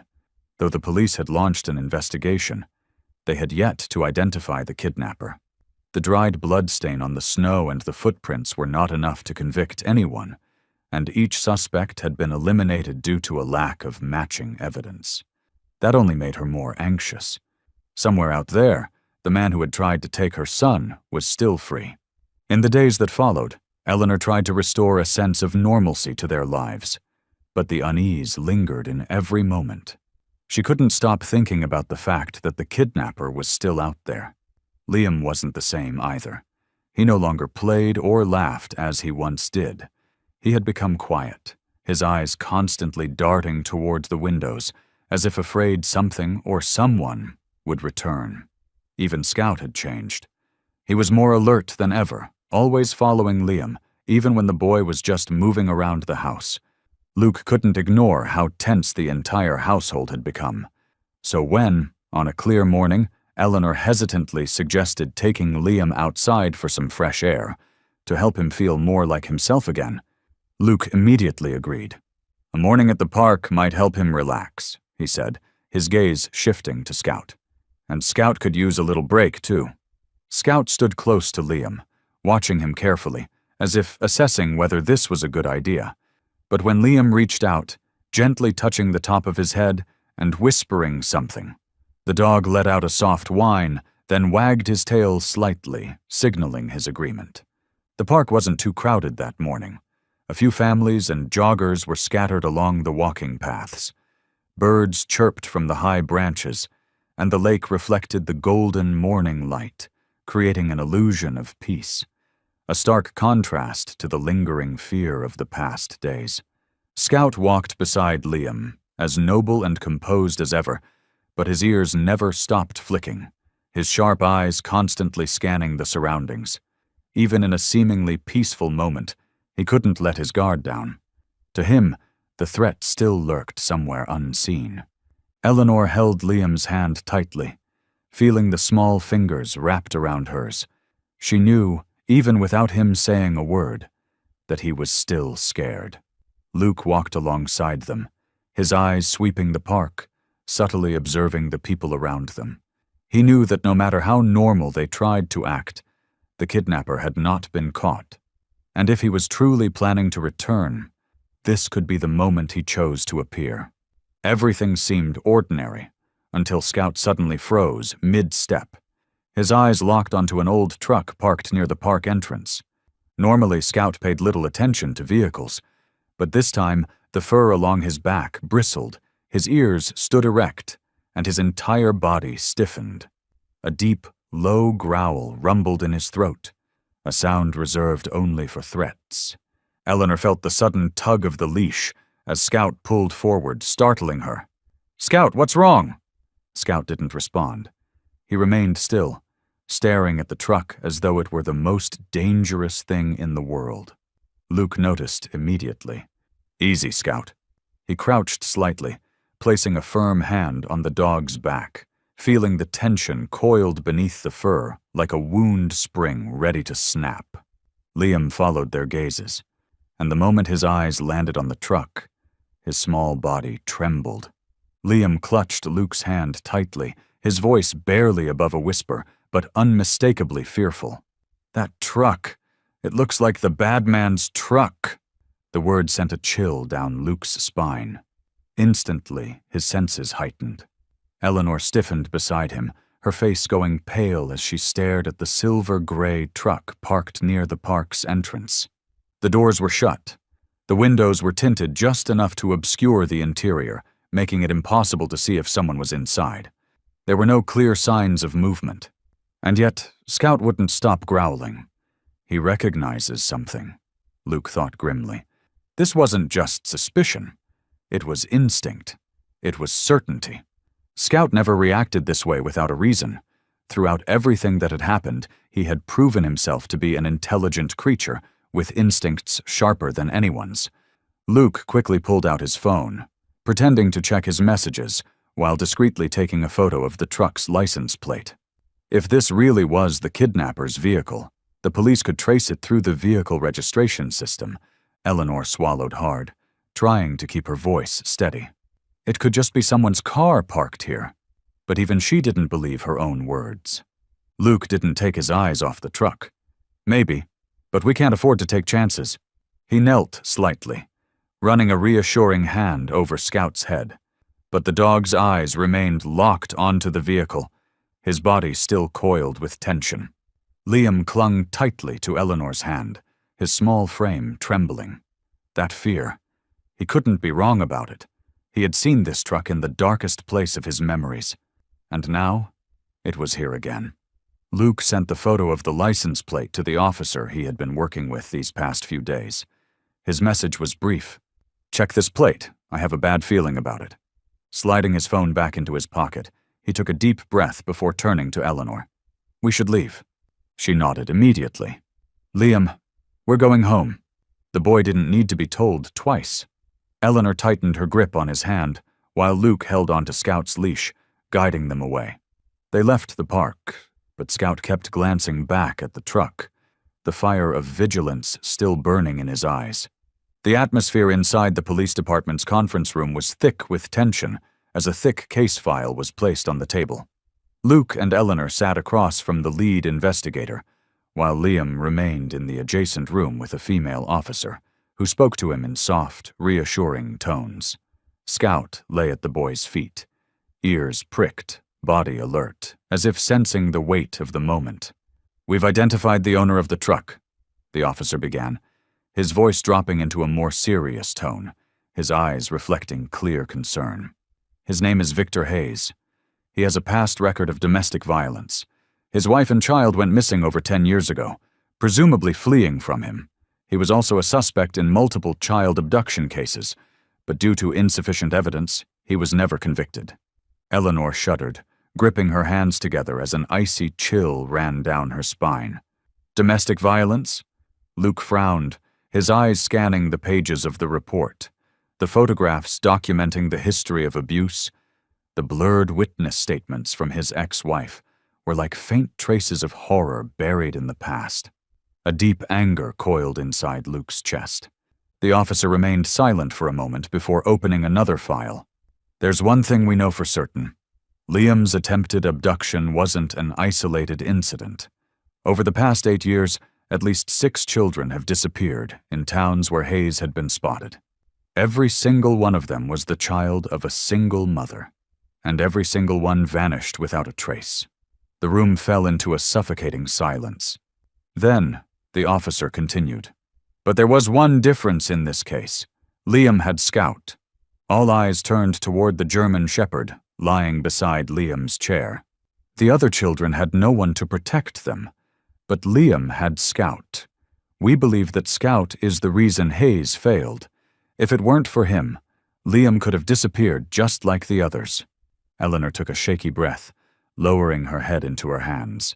She owed Scout more than she could ever repay. Luke clenched his fists. but there's something I still don't understand. If he's managed to take multiple children before without getting caught, why would he slip up this time? The officer slid a photograph across the table. It was an image of the dried blood stain Scout had found outside Eleanor's house. He tried to mislead the investigation, the officer explained. He wanted us to think he had nothing to do with Liam's attempted abduction, but when Scout recognized his truck at the park, we ran a second analysis on the evidence, and that blood stain, it led us right back to him. Luke stared at the image, his jaw tightening. A cold, knowing smile formed at the corner of his lips. He thought he could outsmart the police, but he didn't expect Scout to throw everything off course. Eleanor gripped her hands together, trying to steady herself. Do you have enough evidence to arrest him? The officer shook his head, his expression grim with calculation. We can't let him remain free for much longer. A tactical team is already working on a plan to take him down as soon as possible. Luke crossed his arms, his gaze unwavering. He's experienced at staying hidden. Without a solid plan, he'll slip through our fingers again. The officer nodded. That's why we need an advantage. And that advantage is Scout. Eleanor's head snapped up, her expression stunned. What do you mean? The officer turned his attention to Scout, who sat alert beside Liam, his sharp eyes tracking the conversation. Scout has already attacked the kidnapper once. He can remember his scent. A normal dog might not be able to do it, but Scout has the instincts of a trained K9. With him on the team, we can track Hayes down faster. No! Liam shot up, wrapping both arms around Scout, shaking his head violently. His wide eyes were filled with fear. Scout will get hurt. I don't want him to go. Eleanor felt her heart tighten at the terror in her son's voice. She understood. After everything he had been through, Liam couldn't bear another risk. His sense of security had already been shattered. He had lived through the worst nightmare imaginable. Now, the thought of losing his best friend was unbearable. Luke crouched down, placing a steady hand on Liam's shoulder. His voice was calm, but firm. Liam, I know you're scared for Scout, but think about this. If Scout helps the police catch the bad guy, he won't be able to hurt anyone else. No one will have to be scared like you were. Liam bit his lip, his small fingers tightening around Scout's thick fur. He lowered his gaze, searching for an answer in the dog's eyes. And then, Scout moved. Gently, he stepped out of Liam's embrace, standing tall and locking eyes with the boy. He didn't need to speak. His gaze said everything. I want to go. I have to go. Liam trembled, burying his face in Scout's neck, his little shoulders shaking. You really want to go? His voice barely rose above a whisper. Scout didn't whimper or turn away. Instead, he licked Liam's hand softly, a silent promise that he would be okay. Eleanor watched her son, then looked at Scout. She took a deep breath. If Scout wants to go, then I trust him. The officer gave a firm nod and turned to Luke. We'll run him through a quick training session to familiarize him with the operation. We won't force him, but with his instincts, he'll be a crucial part of this. Luke glanced down at Scout, a small smile of pride forming on his lips. We're going to get him, and this time he won't escape. Scout let out a deep, determined bark, as if agreeing with him. When the police car doors opened, Scout leaped in without hesitation, sitting upright as though he had belonged there all along. He didn't look at anyone. His focus was fixed on the road ahead, ready for the mission ahead. And then, the convoy roared to life, sirens piercing through the cold night air as they sped toward the abandoned house where the kidnapper was hiding. Tension thickened the freezing air as the police team closed in on the small, isolated house. Under the blaring headlights of the patrol cars, the building stood in eerie silence, dilapidated and abandoned, swallowed by creeping shadows. The bare branches of the surrounding trees swayed with each gust of icy wind, casting flickering silhouettes over the thin layer of snow. Scout stood at the center of the tactical formation, his body coiled with tension, ears pricked forward, eyes glowing like molten gold as he locked onto the shut front door. A low growl rumbled from his throat, mist escaping with every forceful breath. He knew. He could feel it. "Prepare to breach!" The SWAT leader's voice was hushed but commanding, his grip tightening on his weapon. A police officer stepped forward, banging his fist hard against the door. "Police, open up!" Silence. 1 second. 2 seconds. "Break it down!" The door burst open with a deafening crash, and beams of light flooded into the darkness. The air inside was thick with the acrid stench of cigarettes and alcohol, an unsettling contrast to the bitter cold outside. The room was in disarray. Papers scattered across the floor, old clothes piled in heaps, empty beer cans rolling on a grimy wooden table. But none of them were prepared for what they saw next. Against the far wall, dozens of photographs, taped haphazardly across the surface, overlapping in a chaotic display. Every single one was of a child. Some images were faded with age, curling at the edges, while others looked recent, too recent. And there, among the innocent faces, Liam. For a moment the world seemed to stop. Then, Scout barked, loud. Every officer immediately turned, their flashlights shifting towards the German Shepherd. But Scout wasn't looking at the photos. He was moving. Slowly, deliberately, he prowled toward a wooden door at the corner of the room. His muscles were taut, his ears flicked forward, his deep, guttural growl reverberating through the tense silence. A police officer stepped forward, cautiously reaching for the handle. Inside the small, filthy room, the air was thick with a pungent stench. Papers were scattered over an old wooden table, chairs lay toppled, and a grimy coat was crumpled on the unmade bed. But what caught everyone's attention was the wooden box sitting neatly in the center of the table. Scout leaped up, placing his front paws on the edge of the table, growling fiercely. His nose pressed against the box, signaling that whatever was inside was important. One of the officers hurriedly opened it. Inside lay a stack of documents, notes, photographs, and maps. "Oh my God," one of the officers murmured, flipping through the pages. "He's been tracking more than just one child." Each photograph, each hastily scribbled note, each mark on the map, all pointed to a horrifying realization. This wasn't the first time he had struck. The missing children over the years, the clues that had led nowhere, all of them were connected to this room. But Scout didn't stop. Even after uncovering the box, his sharp gaze snapped toward the back door of the house. His body stiffened, ears pricked as if he were listening for something unseen. Then, in a sudden burst of motion, he bolted forward. The back door slammed open. A dark figure shot through the cold night, sprinting across the snow like a wild animal on the run. "He's running!" an officer shouted. Scout didn't need a command. He had waited for this moment, and now he would not let him escape. Victor Hayes tore through the darkness, his breath ragged, as though an invisible rope was tightening around his throat. Every step sent jolts of pain up his legs as he crashed over brittle branches and sharp stones hidden beneath the uneven forest floor. But he couldn't stop. If he hesitated for even a second, his life as he knew it would be over. Behind him, the flickering glow of flashlights cut through the shadows, the rapid footsteps of officers echoing through the trees. They were close, but Victor knew he had the advantage. He had lived near this forest for years. He knew every slope, every hidden path. But what he didn't expect was the hunter behind him. Scout? The German Shepherd shot forward like an arrow, weaving through the dense undergrowth with a precision that no human could match. His paws barely made a sound as they touched the ground, his body flowing seamlessly over obstacles. He didn't need flashlights or directions. He needed only the scent. Victor Hayes had left too many traces behind. Scout's hackles bristled, muscles tensed as he lowered himself, gliding through the darkness with practiced ease. The stench of Victor was still thick in the air, a putrid mix of sweat and fear.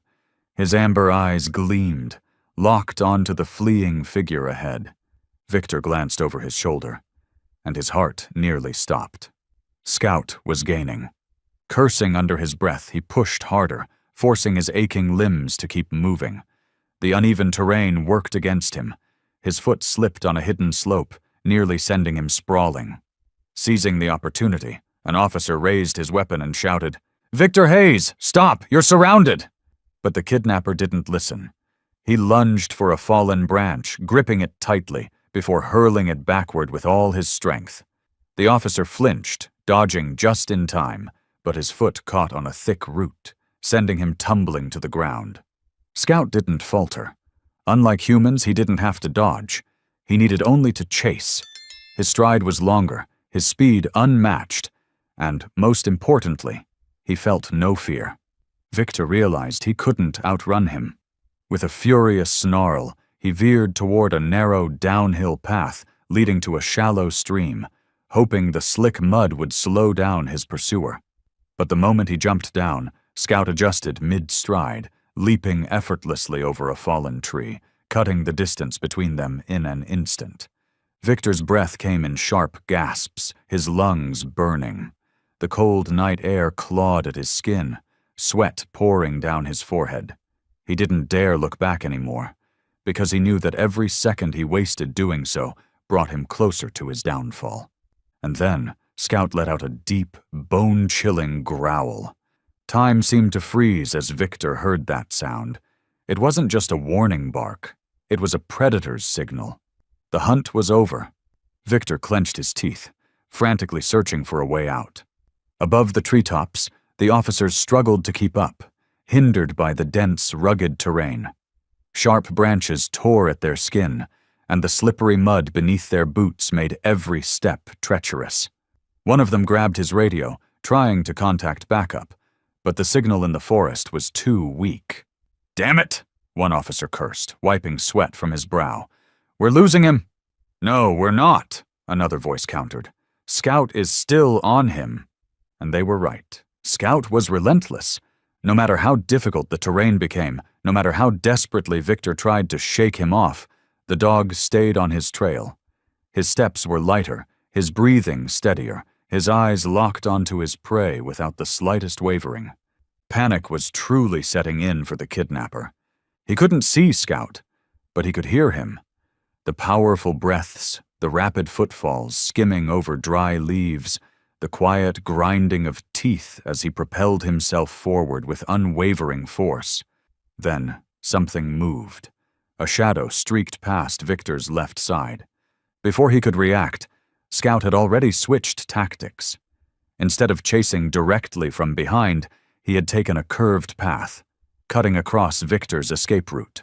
Victor didn't have time to stop. With a perfect leap, Scout landed directly in front of him, his powerful frame blocking the path, amber eyes burning in the darkness. Victor let out a terrified scream, flailing his arms in an attempt to shoo the dog away, but Scout gave him no chance. He lunged, clamping his jaws tightly around Victor's arm and yanking backward. Scout's growl was deep and guttural, the pressure of his teeth forming a low, menacing sound in the heavy night air. Every muscle in his body tensed as he pulled Victor back with a force that sent him stumbling. The kidnapper screamed in pain, his footing lost as he staggered backward. In the blink of an eye, his heel caught on an exposed tree root, sending him crashing onto the cold, unforgiving ground. Scout didn't hesitate.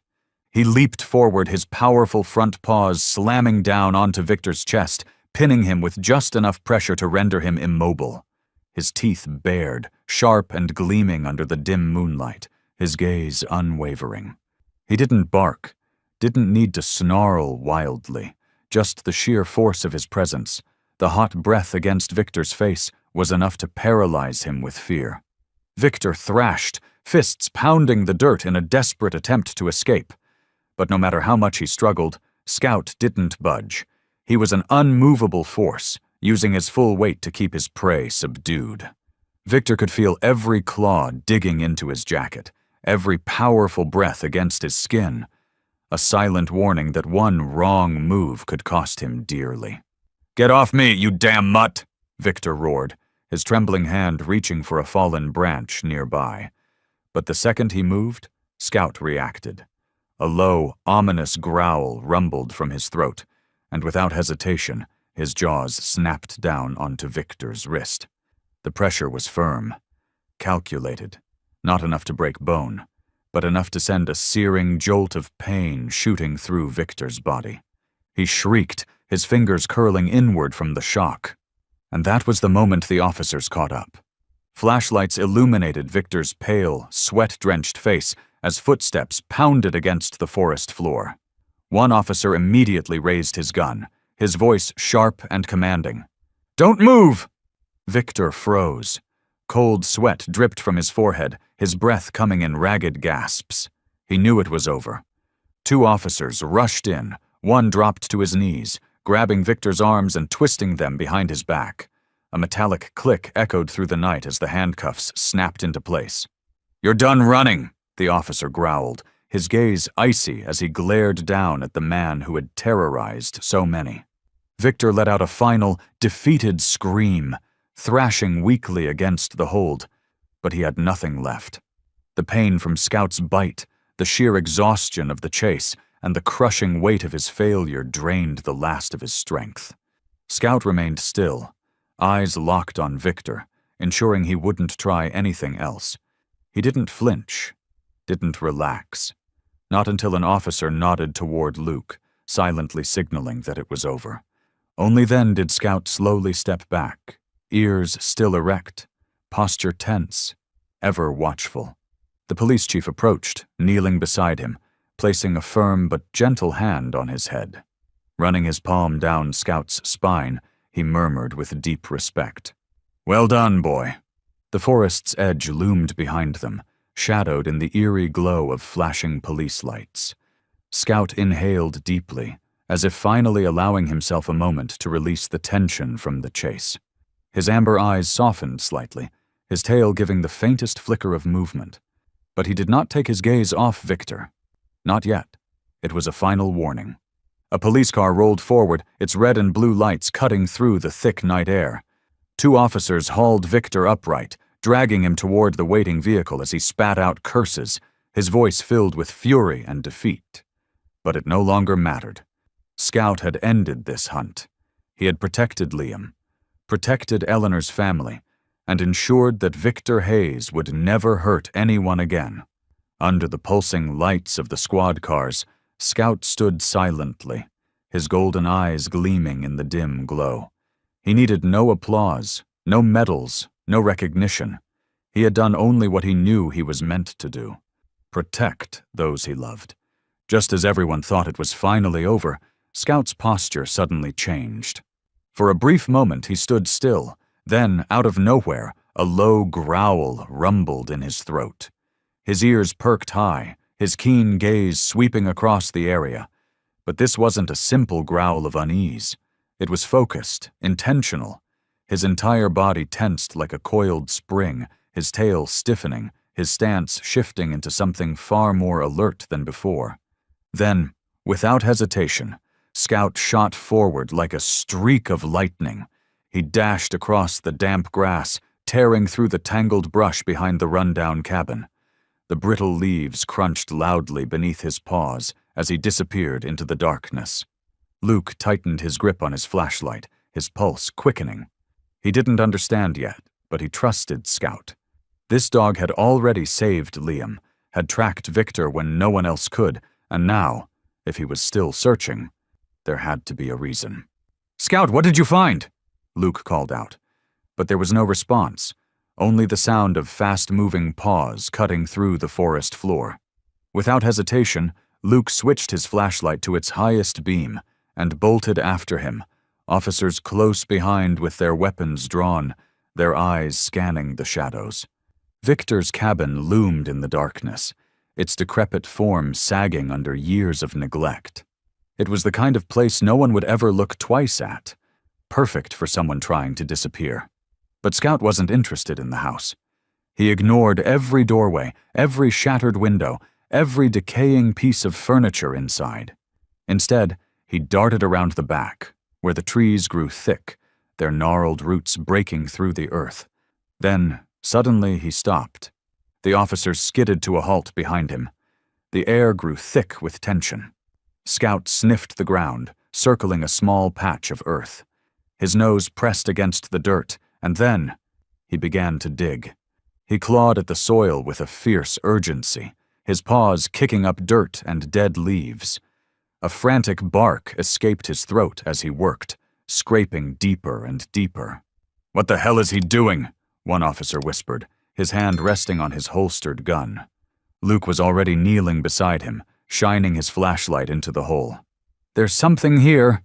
His voice was sharp with certainty. Scout paused for only a second before continuing. His claws raked over something solid. Not dirt, not roots, but metal. A sharp, hollow sound rang out beneath his paws. Luke's breath hitched. He reached down, sweeping aside the remaining dirt with his hands. The officers followed suit, their movements swift, fueled by the adrenaline pounding in their veins. And then, they saw it, a steel hatch. The hinges were rusted, nearly swallowed by the earth, a door hidden so well beneath layers of time and neglect that no one would have ever found it, if not for Scout. "Jesus Christ!" one officer muttered, gripping his gun tighter. "What the hell is this?" Scout didn't stop. He barked louder now, his paws stamping the ground as if urging them to move faster. Another officer stepped forward, sweeping the area with his light, while Luke and two others retrieved a crowbar, wedging it beneath the metal lip of the hatch. With a groaning screech, the rusted hinges gave way. The door cracked open, releasing a gust of cold, damp air from the darkness below. Luke shone his flashlight downward. A narrow wooden staircase led into the earth, swallowed by thick, impenetrable darkness. Nothing could be seen beyond the void below, a pit of shadows that seemed endless. But Scout didn't hesitate. He stepped forward, a low growl vibrating in his throat. His sharp eyes locked onto something below, something far worse than Victor. "Jesus Christ!" one of the officers murmured, lowering his flashlight to scan the basement. The beam of light swept across the space, and then everyone froze. Curled up in a tattered blanket in the corner of the damp underground room was a child. A boy, no older than 6, his face pale with fear, wide eyes staring out from the darkness. The moment the light fell upon him, he instinctively recoiled, his lips trembling, unable to form a sound. Luke and the police chief exchanged horrified glances. "We found another one. There's a child down here." As soon as the boy saw Scout standing at the edge of the basement, his eyes flickered with something faint. Hope. As if guided by instinct, Scout moved carefully. He leaped down into the basement, stepping lightly as he approached the boy, lowering his body to appear less intimidating. He sniffed the air softly, then gently licked the boy's trembling hand, a silent promise that he was safe now. The child shuddered, but then slowly reached out, placing his small hand on Scout's head, and in that instant, his tears spilled over. I thought no one would find me." His voice was barely a whisper, choked with emotion. A police officer quickly descended, wrapping the boy in a thick blanket before carefully lifting him. As the child was carried out of the basement, silence fell over the gathered officers. How long had he been trapped down there? How many other children had suffered the same fate, but were never found? Scout walked beside him, a silent guardian ensuring the boy would never be hurt again. When Victor was shoved into the back of a police car, he remained silent, his face void of emotion. But Luke knew the truth. Victor had lost. Not only had he been caught for kidnapping Liam, but now, with the evidence found in the basement, the police could charge him with far worse. And all of it was because of Scout. Without him, no one would have known another child was trapped down there. Without him, the hidden basement door might have never been found. Once again, Scout didn't seek recognition, didn't need praise. He had simply done what he knew was right, saving lives. Luke knelt beside him, placing a hand on his head, feeling the warmth of his steady breath beneath his palm. "You really are a hero, boy." Scout let out a soft whine, his tail giving a faint wag. He might not have understood the words, but he understood the most important thing. His family was safe, and to him, that was the greatest reward. With Victor Hayes finally in custody, the investigation moved into its most crucial stage, unraveling his past. His criminal record was not just a list of offenses, but a long, sinister trail of cruelty and twisted obsessions. As detectives delved deeper, a horrifying picture emerged, not just of a common criminal, but of a predator with a calculated motive, a man who had transformed from a broken failure into a monster who preyed on vulnerable single mothers and their children. He once had a family, a wife, and a son. They lived in a small house in a quiet, suburban neighborhood, a place that, from the outside, looked ordinary. No one would have suspected that behind those walls, countless nights were filled with rage, violence, and terror. Victor was a man who could not control his anger. Every failure at work, every financial struggle, every perceived slight sent him into violent outbursts. The walls bore the scars of his fists. Shattered furniture littered the floors, and his wife and son learned to hide in silence, fearing the storm of fury that could strike at any moment. One stormy night, his wife could take no more. She fled. With their son in her arms, she disappeared into the night, leaving behind nothing but empty drawers and a shattered man. She had taken everything that mattered to him: his pride, his sense of control, and most of all, his son. Years later, when the police tracked down her old records, they found the divorce papers, detailing every hospital visit, every bruise, every sleepless night she and her son had endured. She had lived in terror, locking herself in rooms, shielding her child from his father's uncontrollable wrath. She had escaped, and Victor never found them again. And that loss festered inside him. It twisted his mind into something darker. He grew to despise single mothers, blaming them for his own failures. In his deranged mind, they were the ones who tore families apart. They were the ones who stole children from their fathers. And in his sick, distorted logic, he decided to take something back. That was when the disappearances began. A pattern of missing children, each case connected in one chilling way. Every child taken was the son of a single mother. Victor Hayes spiraled further into darkness in the years that followed. He no longer searched for his wife and son. Instead, he unleashed his hatred upon others, single mothers, women just like his ex-wife.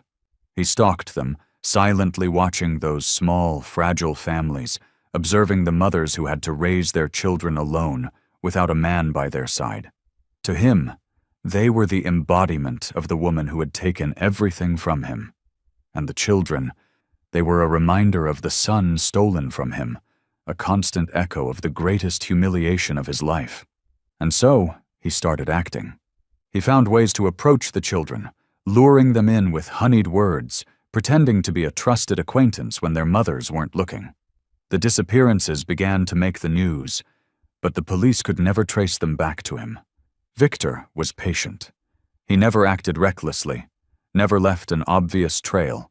He watched his targets for weeks, sometimes months, before making a move. He chose single mothers who were exhausted from working long hours, women who had no family or friends to rely on. He chose children who were quiet and trusting, those too young to resist, or to remember his face if they ever managed to escape. He didn't just kidnap them, he demanded ransom, not for money, but for something else. He wanted to see those single mothers break, to watch them beg, to see them drown in the same despair he had once felt. He thrived on their desperation, on their pleas, on their tears. He relished the moment they fell to their knees, not knowing that the ransom was meaningless, because most of the children never came back. Liam was supposed to be his next victim, just another name added to his long list. But Victor never anticipated Scout. No one had ever stopped him before.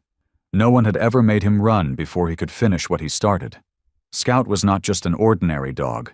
He was a warrior, a fearless protector, and he had single-handedly rewritten the story. When the police laid out the missing children's case files before Victor, he remained calm. But when they mentioned the bite on his hand, his composure cracked. He glanced down at his wrist, at the deep, jagged scars left by Scout's teeth, and for the first time in the entire interrogation, He lost control. "That kid, he wasn't supposed to get away," he muttered, his eyes dark with rage. "He should have been mine." It was an unintentional confession. The officers exchanged glances, knowing they had just witnessed something crucial. Victor wasn't afraid of consequences. He wasn't remorseful. The only thing that enraged him was losing. Losing to Scout, losing Liam, losing control. For the first time in his life, he had been the hunted instead of the hunter. Scout becomes a hero. The morning after Victor Hayes was arrested, the quiet town buzzed with conversation. Everywhere, from the corner cafe to the gas station, people whispered about the dog who had single-handedly chased down a kidnapper. No one could believe it. A dog, not a police officer, not an elite task force, had been the deciding factor in a life-or-death chase. Eleanor noticed the change the moment she stepped outside. Her neighbors waved at her, but not in the usual way. Their eyes were filled with admiration, not just for her, but for Scout. An elderly woman from the grocery store approached, clutching a bag of dog treats. "This is for Scout," she said, her voice trembling with emotion. "He deserves the best." Eleanor knelt down, gently stroking Scout's head as he wagged his tail slightly, his amber eyes as calm and steady as ever. She knew none of this mattered to him. He didn't understand medals or recognition. To him, Liam was the only thing that mattered. But to the people of the town, he had become more than just a pet. He had become a symbol of loyalty and courage. That afternoon, an unexpected call came to Eleanor's house. A well-known animal protection organization wanted to hold a special ceremony in Scout's honor. "We'd like to present him with the Medal of Honor," the representative explained over the phone. "This dog didn't just save Liam. He helped bring down a dangerous criminal. He deserves to be recognized as a true hero." Liam jumped up with excitement when he heard the news. "Scout, you're getting a medal!" He threw his arms around Scout's neck, his bright eyes gleaming with pride.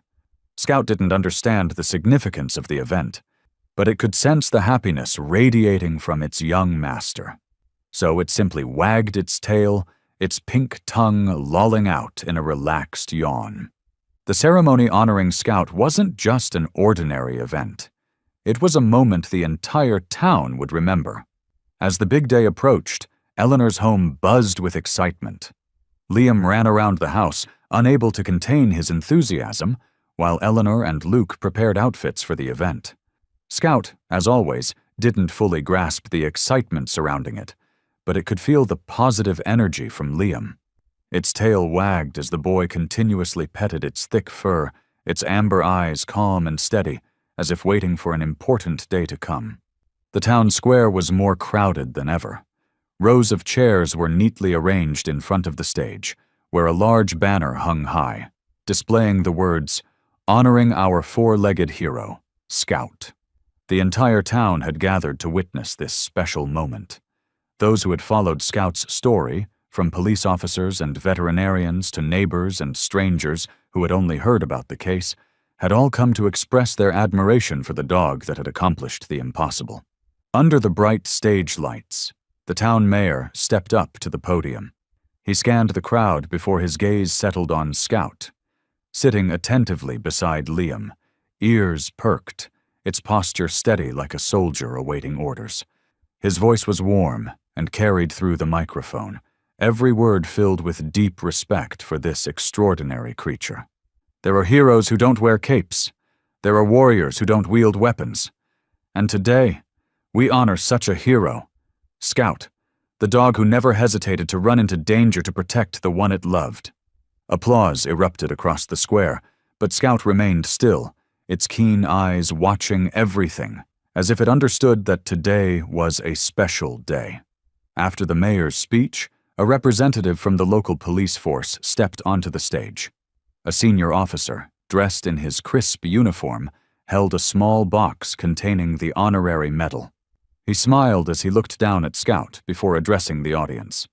"Today, we're not just recognizing a brave dog. We are officially welcoming Scout as an honorary member of our town's police force. From this day forward, it is not just an intelligent and loyal companion, but a part of us, the protectors of justice." The entire square erupted in cheers. The officer knelt down and carefully placed the medal around Scout's neck. The medal gleamed under the stage lights, engraved with the words, "Scout, Hero of the Town." At that moment, Liam was invited to the stage to say a few words. He was just a child, but the pride in his eyes made everyone in the crowd fall silent in anticipation. He gripped the microphone tightly, took a deep breath, and spoke. "Scout isn't just a dog. To me, Scout is family. He has always been by my side, protecting me, even when it meant facing danger. Without him, I wouldn't be standing here today. I don't know how to thank Scout enough, but I just want to say, I love you so much, Scout." His voice wavered with emotion, and the moment he finished speaking, Scout immediately stepped forward and gently licked his cheek. That single act sent a wave of emotion rippling through the crowd. Some laughed in joy, others wiped away silent tears that had formed in their eyes. Thunderous applause filled the town square. Eleanor stood at the foot of the stage, gripping her son's hand tightly. Luke was there too, standing quietly beside them, a rare smile appearing on his normally stoic face. After the speech, Scout was officially called onto the stage. Eleanor and Liam stepped up together, and as Liam carefully fastened the honorary medal around Scout's neck, his eyes shimmered. "You will always be my hero," he whispered, his voice thick with emotion. Scout, ever composed, lifted its head to look at Liam, as if understanding every word. It didn't know it had just received a great honor, but it knew one thing for certain: its young master was happy. And for Scout, that was all that mattered. The applause roared once more, even louder than before. Some in the crowd had already pulled out their phones, eager to capture this incredible moment. They wanted to preserve the image of a dog that had done something truly extraordinary, not because it had been trained to, not for fame or recognition, but simply out of love and unwavering loyalty. After the ceremony, Eleanor's family, along with Luke, returned home. The air filled with warmth. Liam couldn't take his eyes off the gleaming medal around Scout's neck. "Scout, do you feel proud?" He laughed, running his hands through the thick fur. "You're the best dog in the whole world." Scout let out a soft whimper and pressed its head against Liam's chest, as if answering him. Eleanor stood watching the two, one human, one animal, both of whom she loved with all her heart. And she realized that she had never been more grateful for anything in her life than she was for Scout at that moment. It wasn't just a dog. It was family. Luke leaned against the doorframe, silently observing the scene before him. But in his heart, one thought became clearer than ever. He had been right to believe in Scout from the very first moment he saw it. And now the whole town understood that too. As for Scout, the medal didn't hold much meaning. But in the quiet moment when it curled up beside Liam, ears twitching at the steady rhythm of the boy's peaceful heartbeat, it knew one thing: it had done its job. And that was the greatest reward of all. In the days following the case's closure, the small town seemed more peaceful. But in Eleanor's mind, the terrifying memories remained. She couldn't shake the horror of nearly losing Liam, nor could she rid herself of the fear that the nightmare could one day return. Yet, there was one thing that reassured her more than anything. Scout was still here, and so was Luke. Luke had come into her and Liam's lives like a quiet but powerful wind, bringing with him a sense of security and steadiness she had never thought she would have. From the moment they met on that highway, to the night they had chased down a criminal together in the depths of the forest, everything had unfolded as if by fate, with Scout as the invisible but unbreakable bond tying them together. And Scout seemed to understand that. Ever since the incident, it had not only remained Liam's devoted protector, but it had also taken on the role of an unseen thread connecting the three of them. When Luke visited, Scout was no longer wary as it had been with other strangers. Instead, it would quietly lay at his feet, its tail wagging slightly, a silent mark of trust. Each afternoon, when Luke stopped by to check in, Scout was the first to greet him. Sometimes, it ran to the door, jumping up on Luke as if welcoming a member of the family. Other times, It darted back and forth between Luke and Eleanor, as if deliberately creating moments that forced them to stand just a little closer together. Eleanor found herself noticing Luke's presence in her life more and more.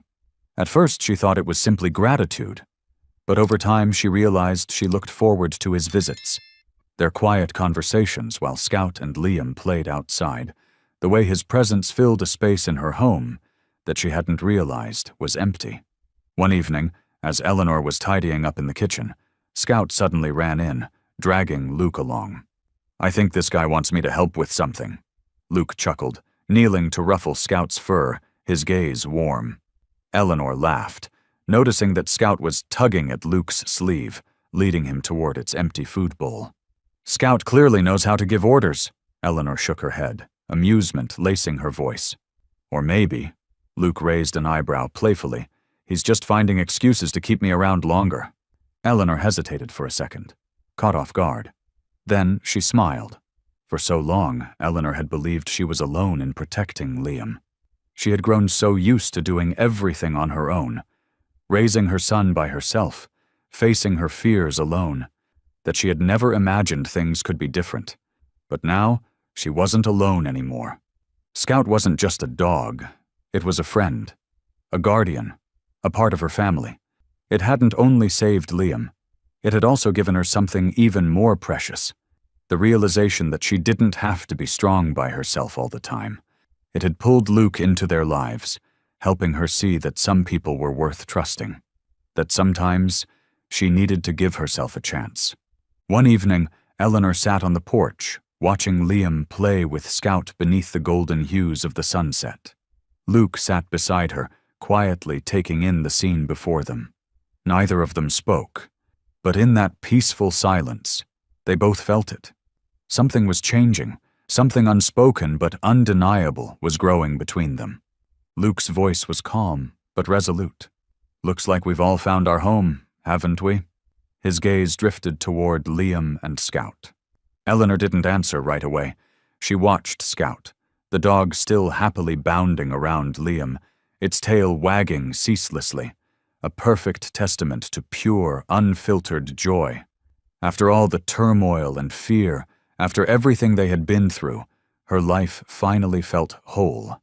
"Yeah," she murmured, a small smile gracing her lips. "I think we have."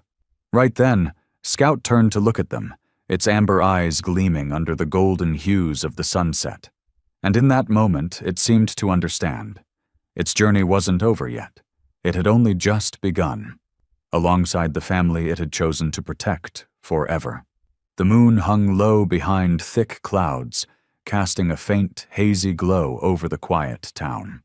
The streets were still, save for the occasional whisper of wind weaving through old buildings and the rhythmic footsteps of 3 people and a dog strolling along a small, dimly lit street.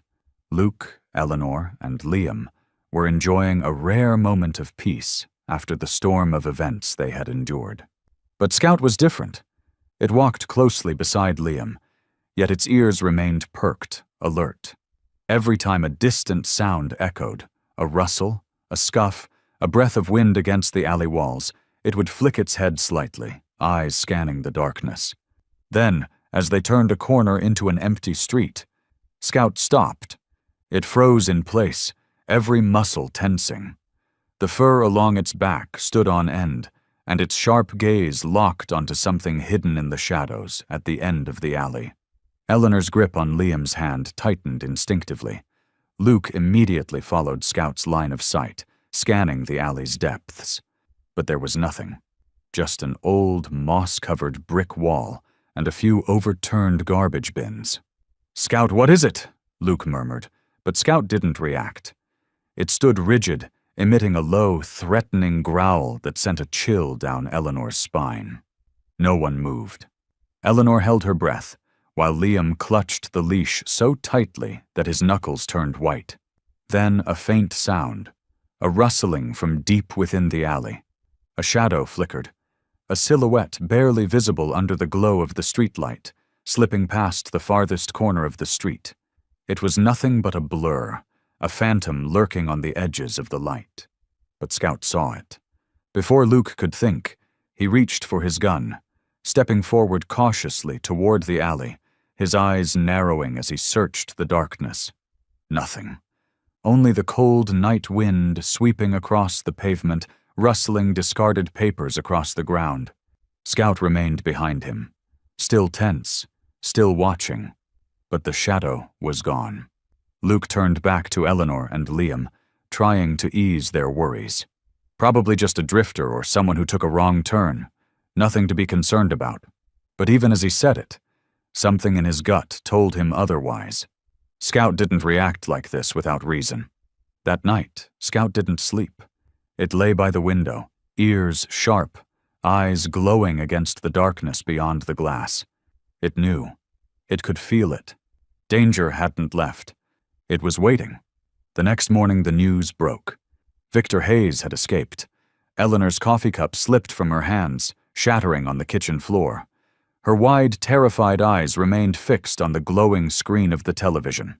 Dangerous felon Victor Hayes has escaped from prison overnight.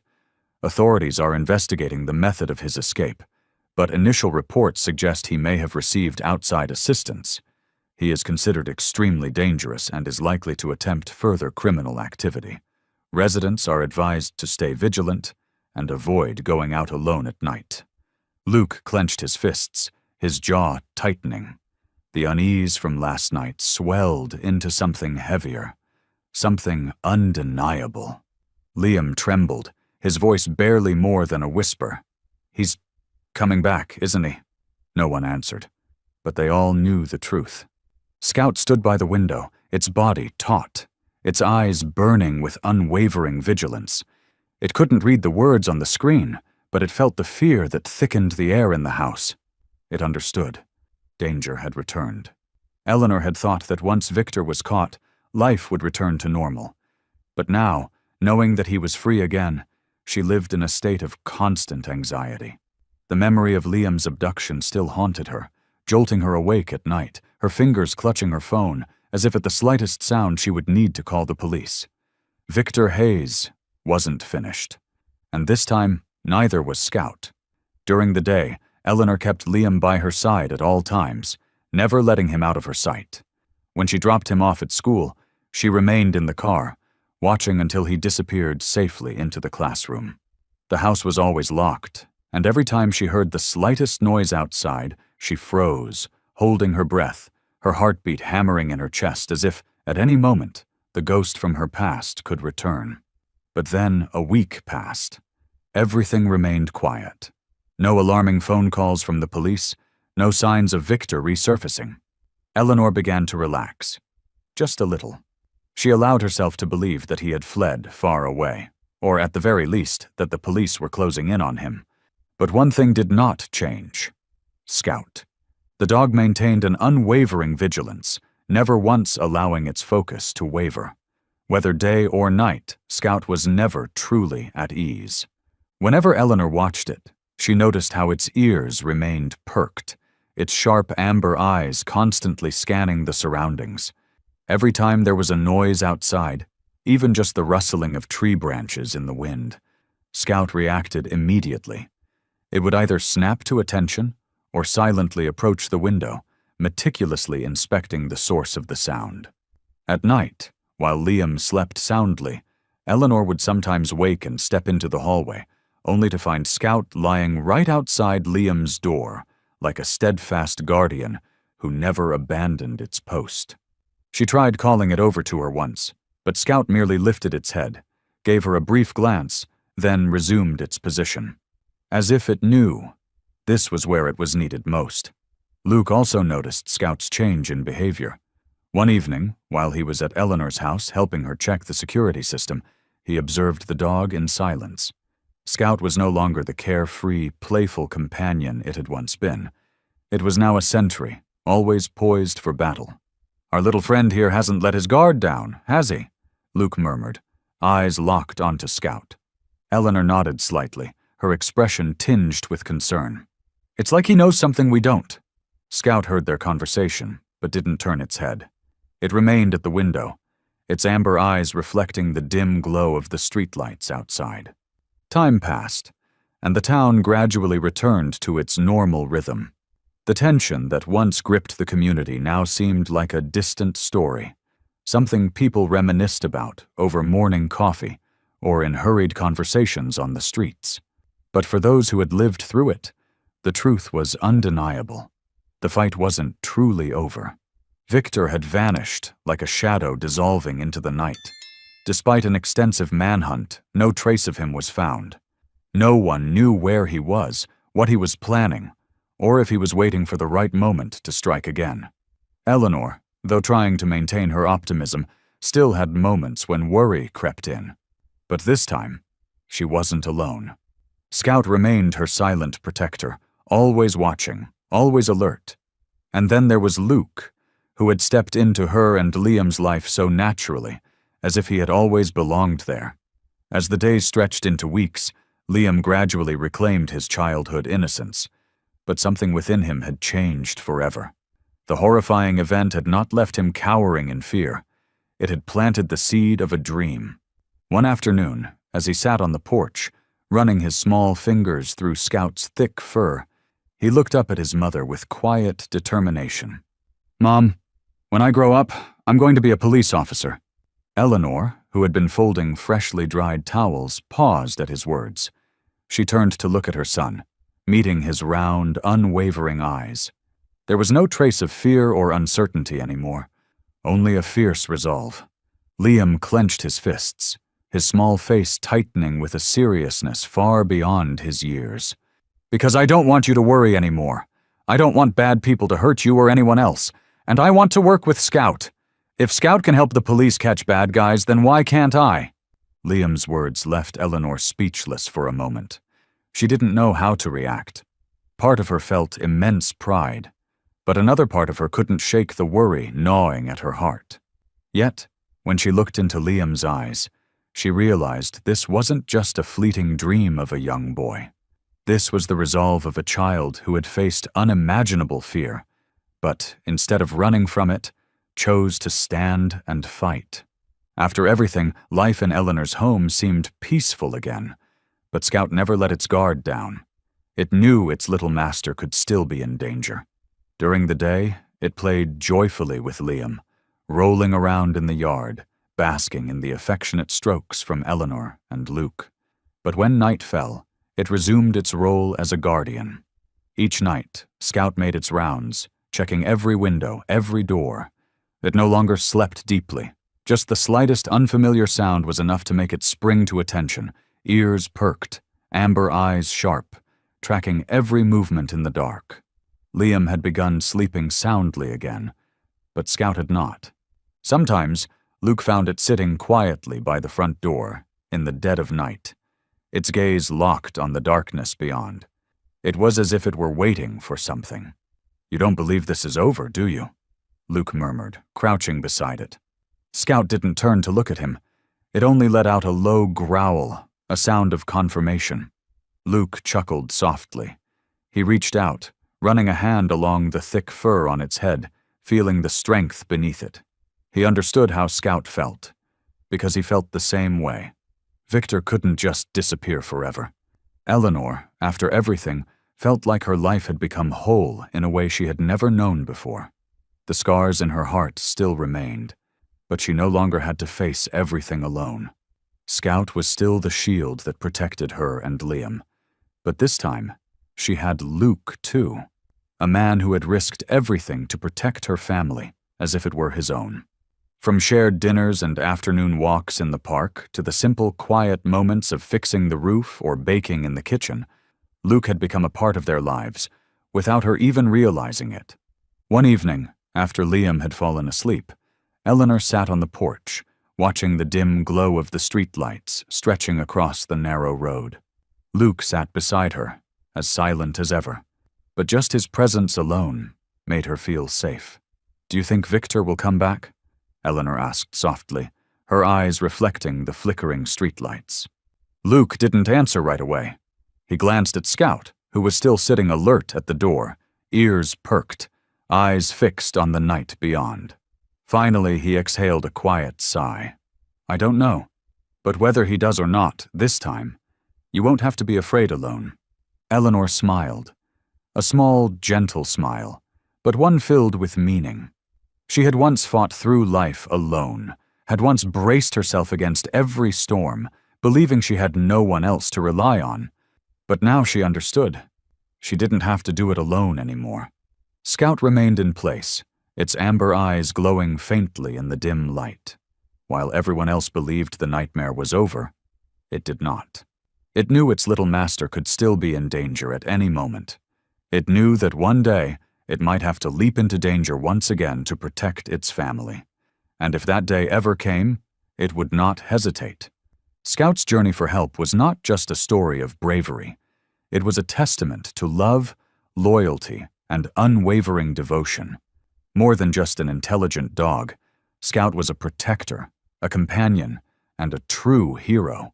No matter the dangers, no matter the lurking threats in the shadows, as long as there were steadfast hearts, as long as love and trust endured, darkness would never win. What do you think about Scout's loyalty? Do you believe that love has the power to overcome any challenge? Share your thoughts in the comments below. And don't forget to like, share this video to spread this inspiring story, and subscribe to the channel so you won't miss more heartfelt stories. See you in the next video.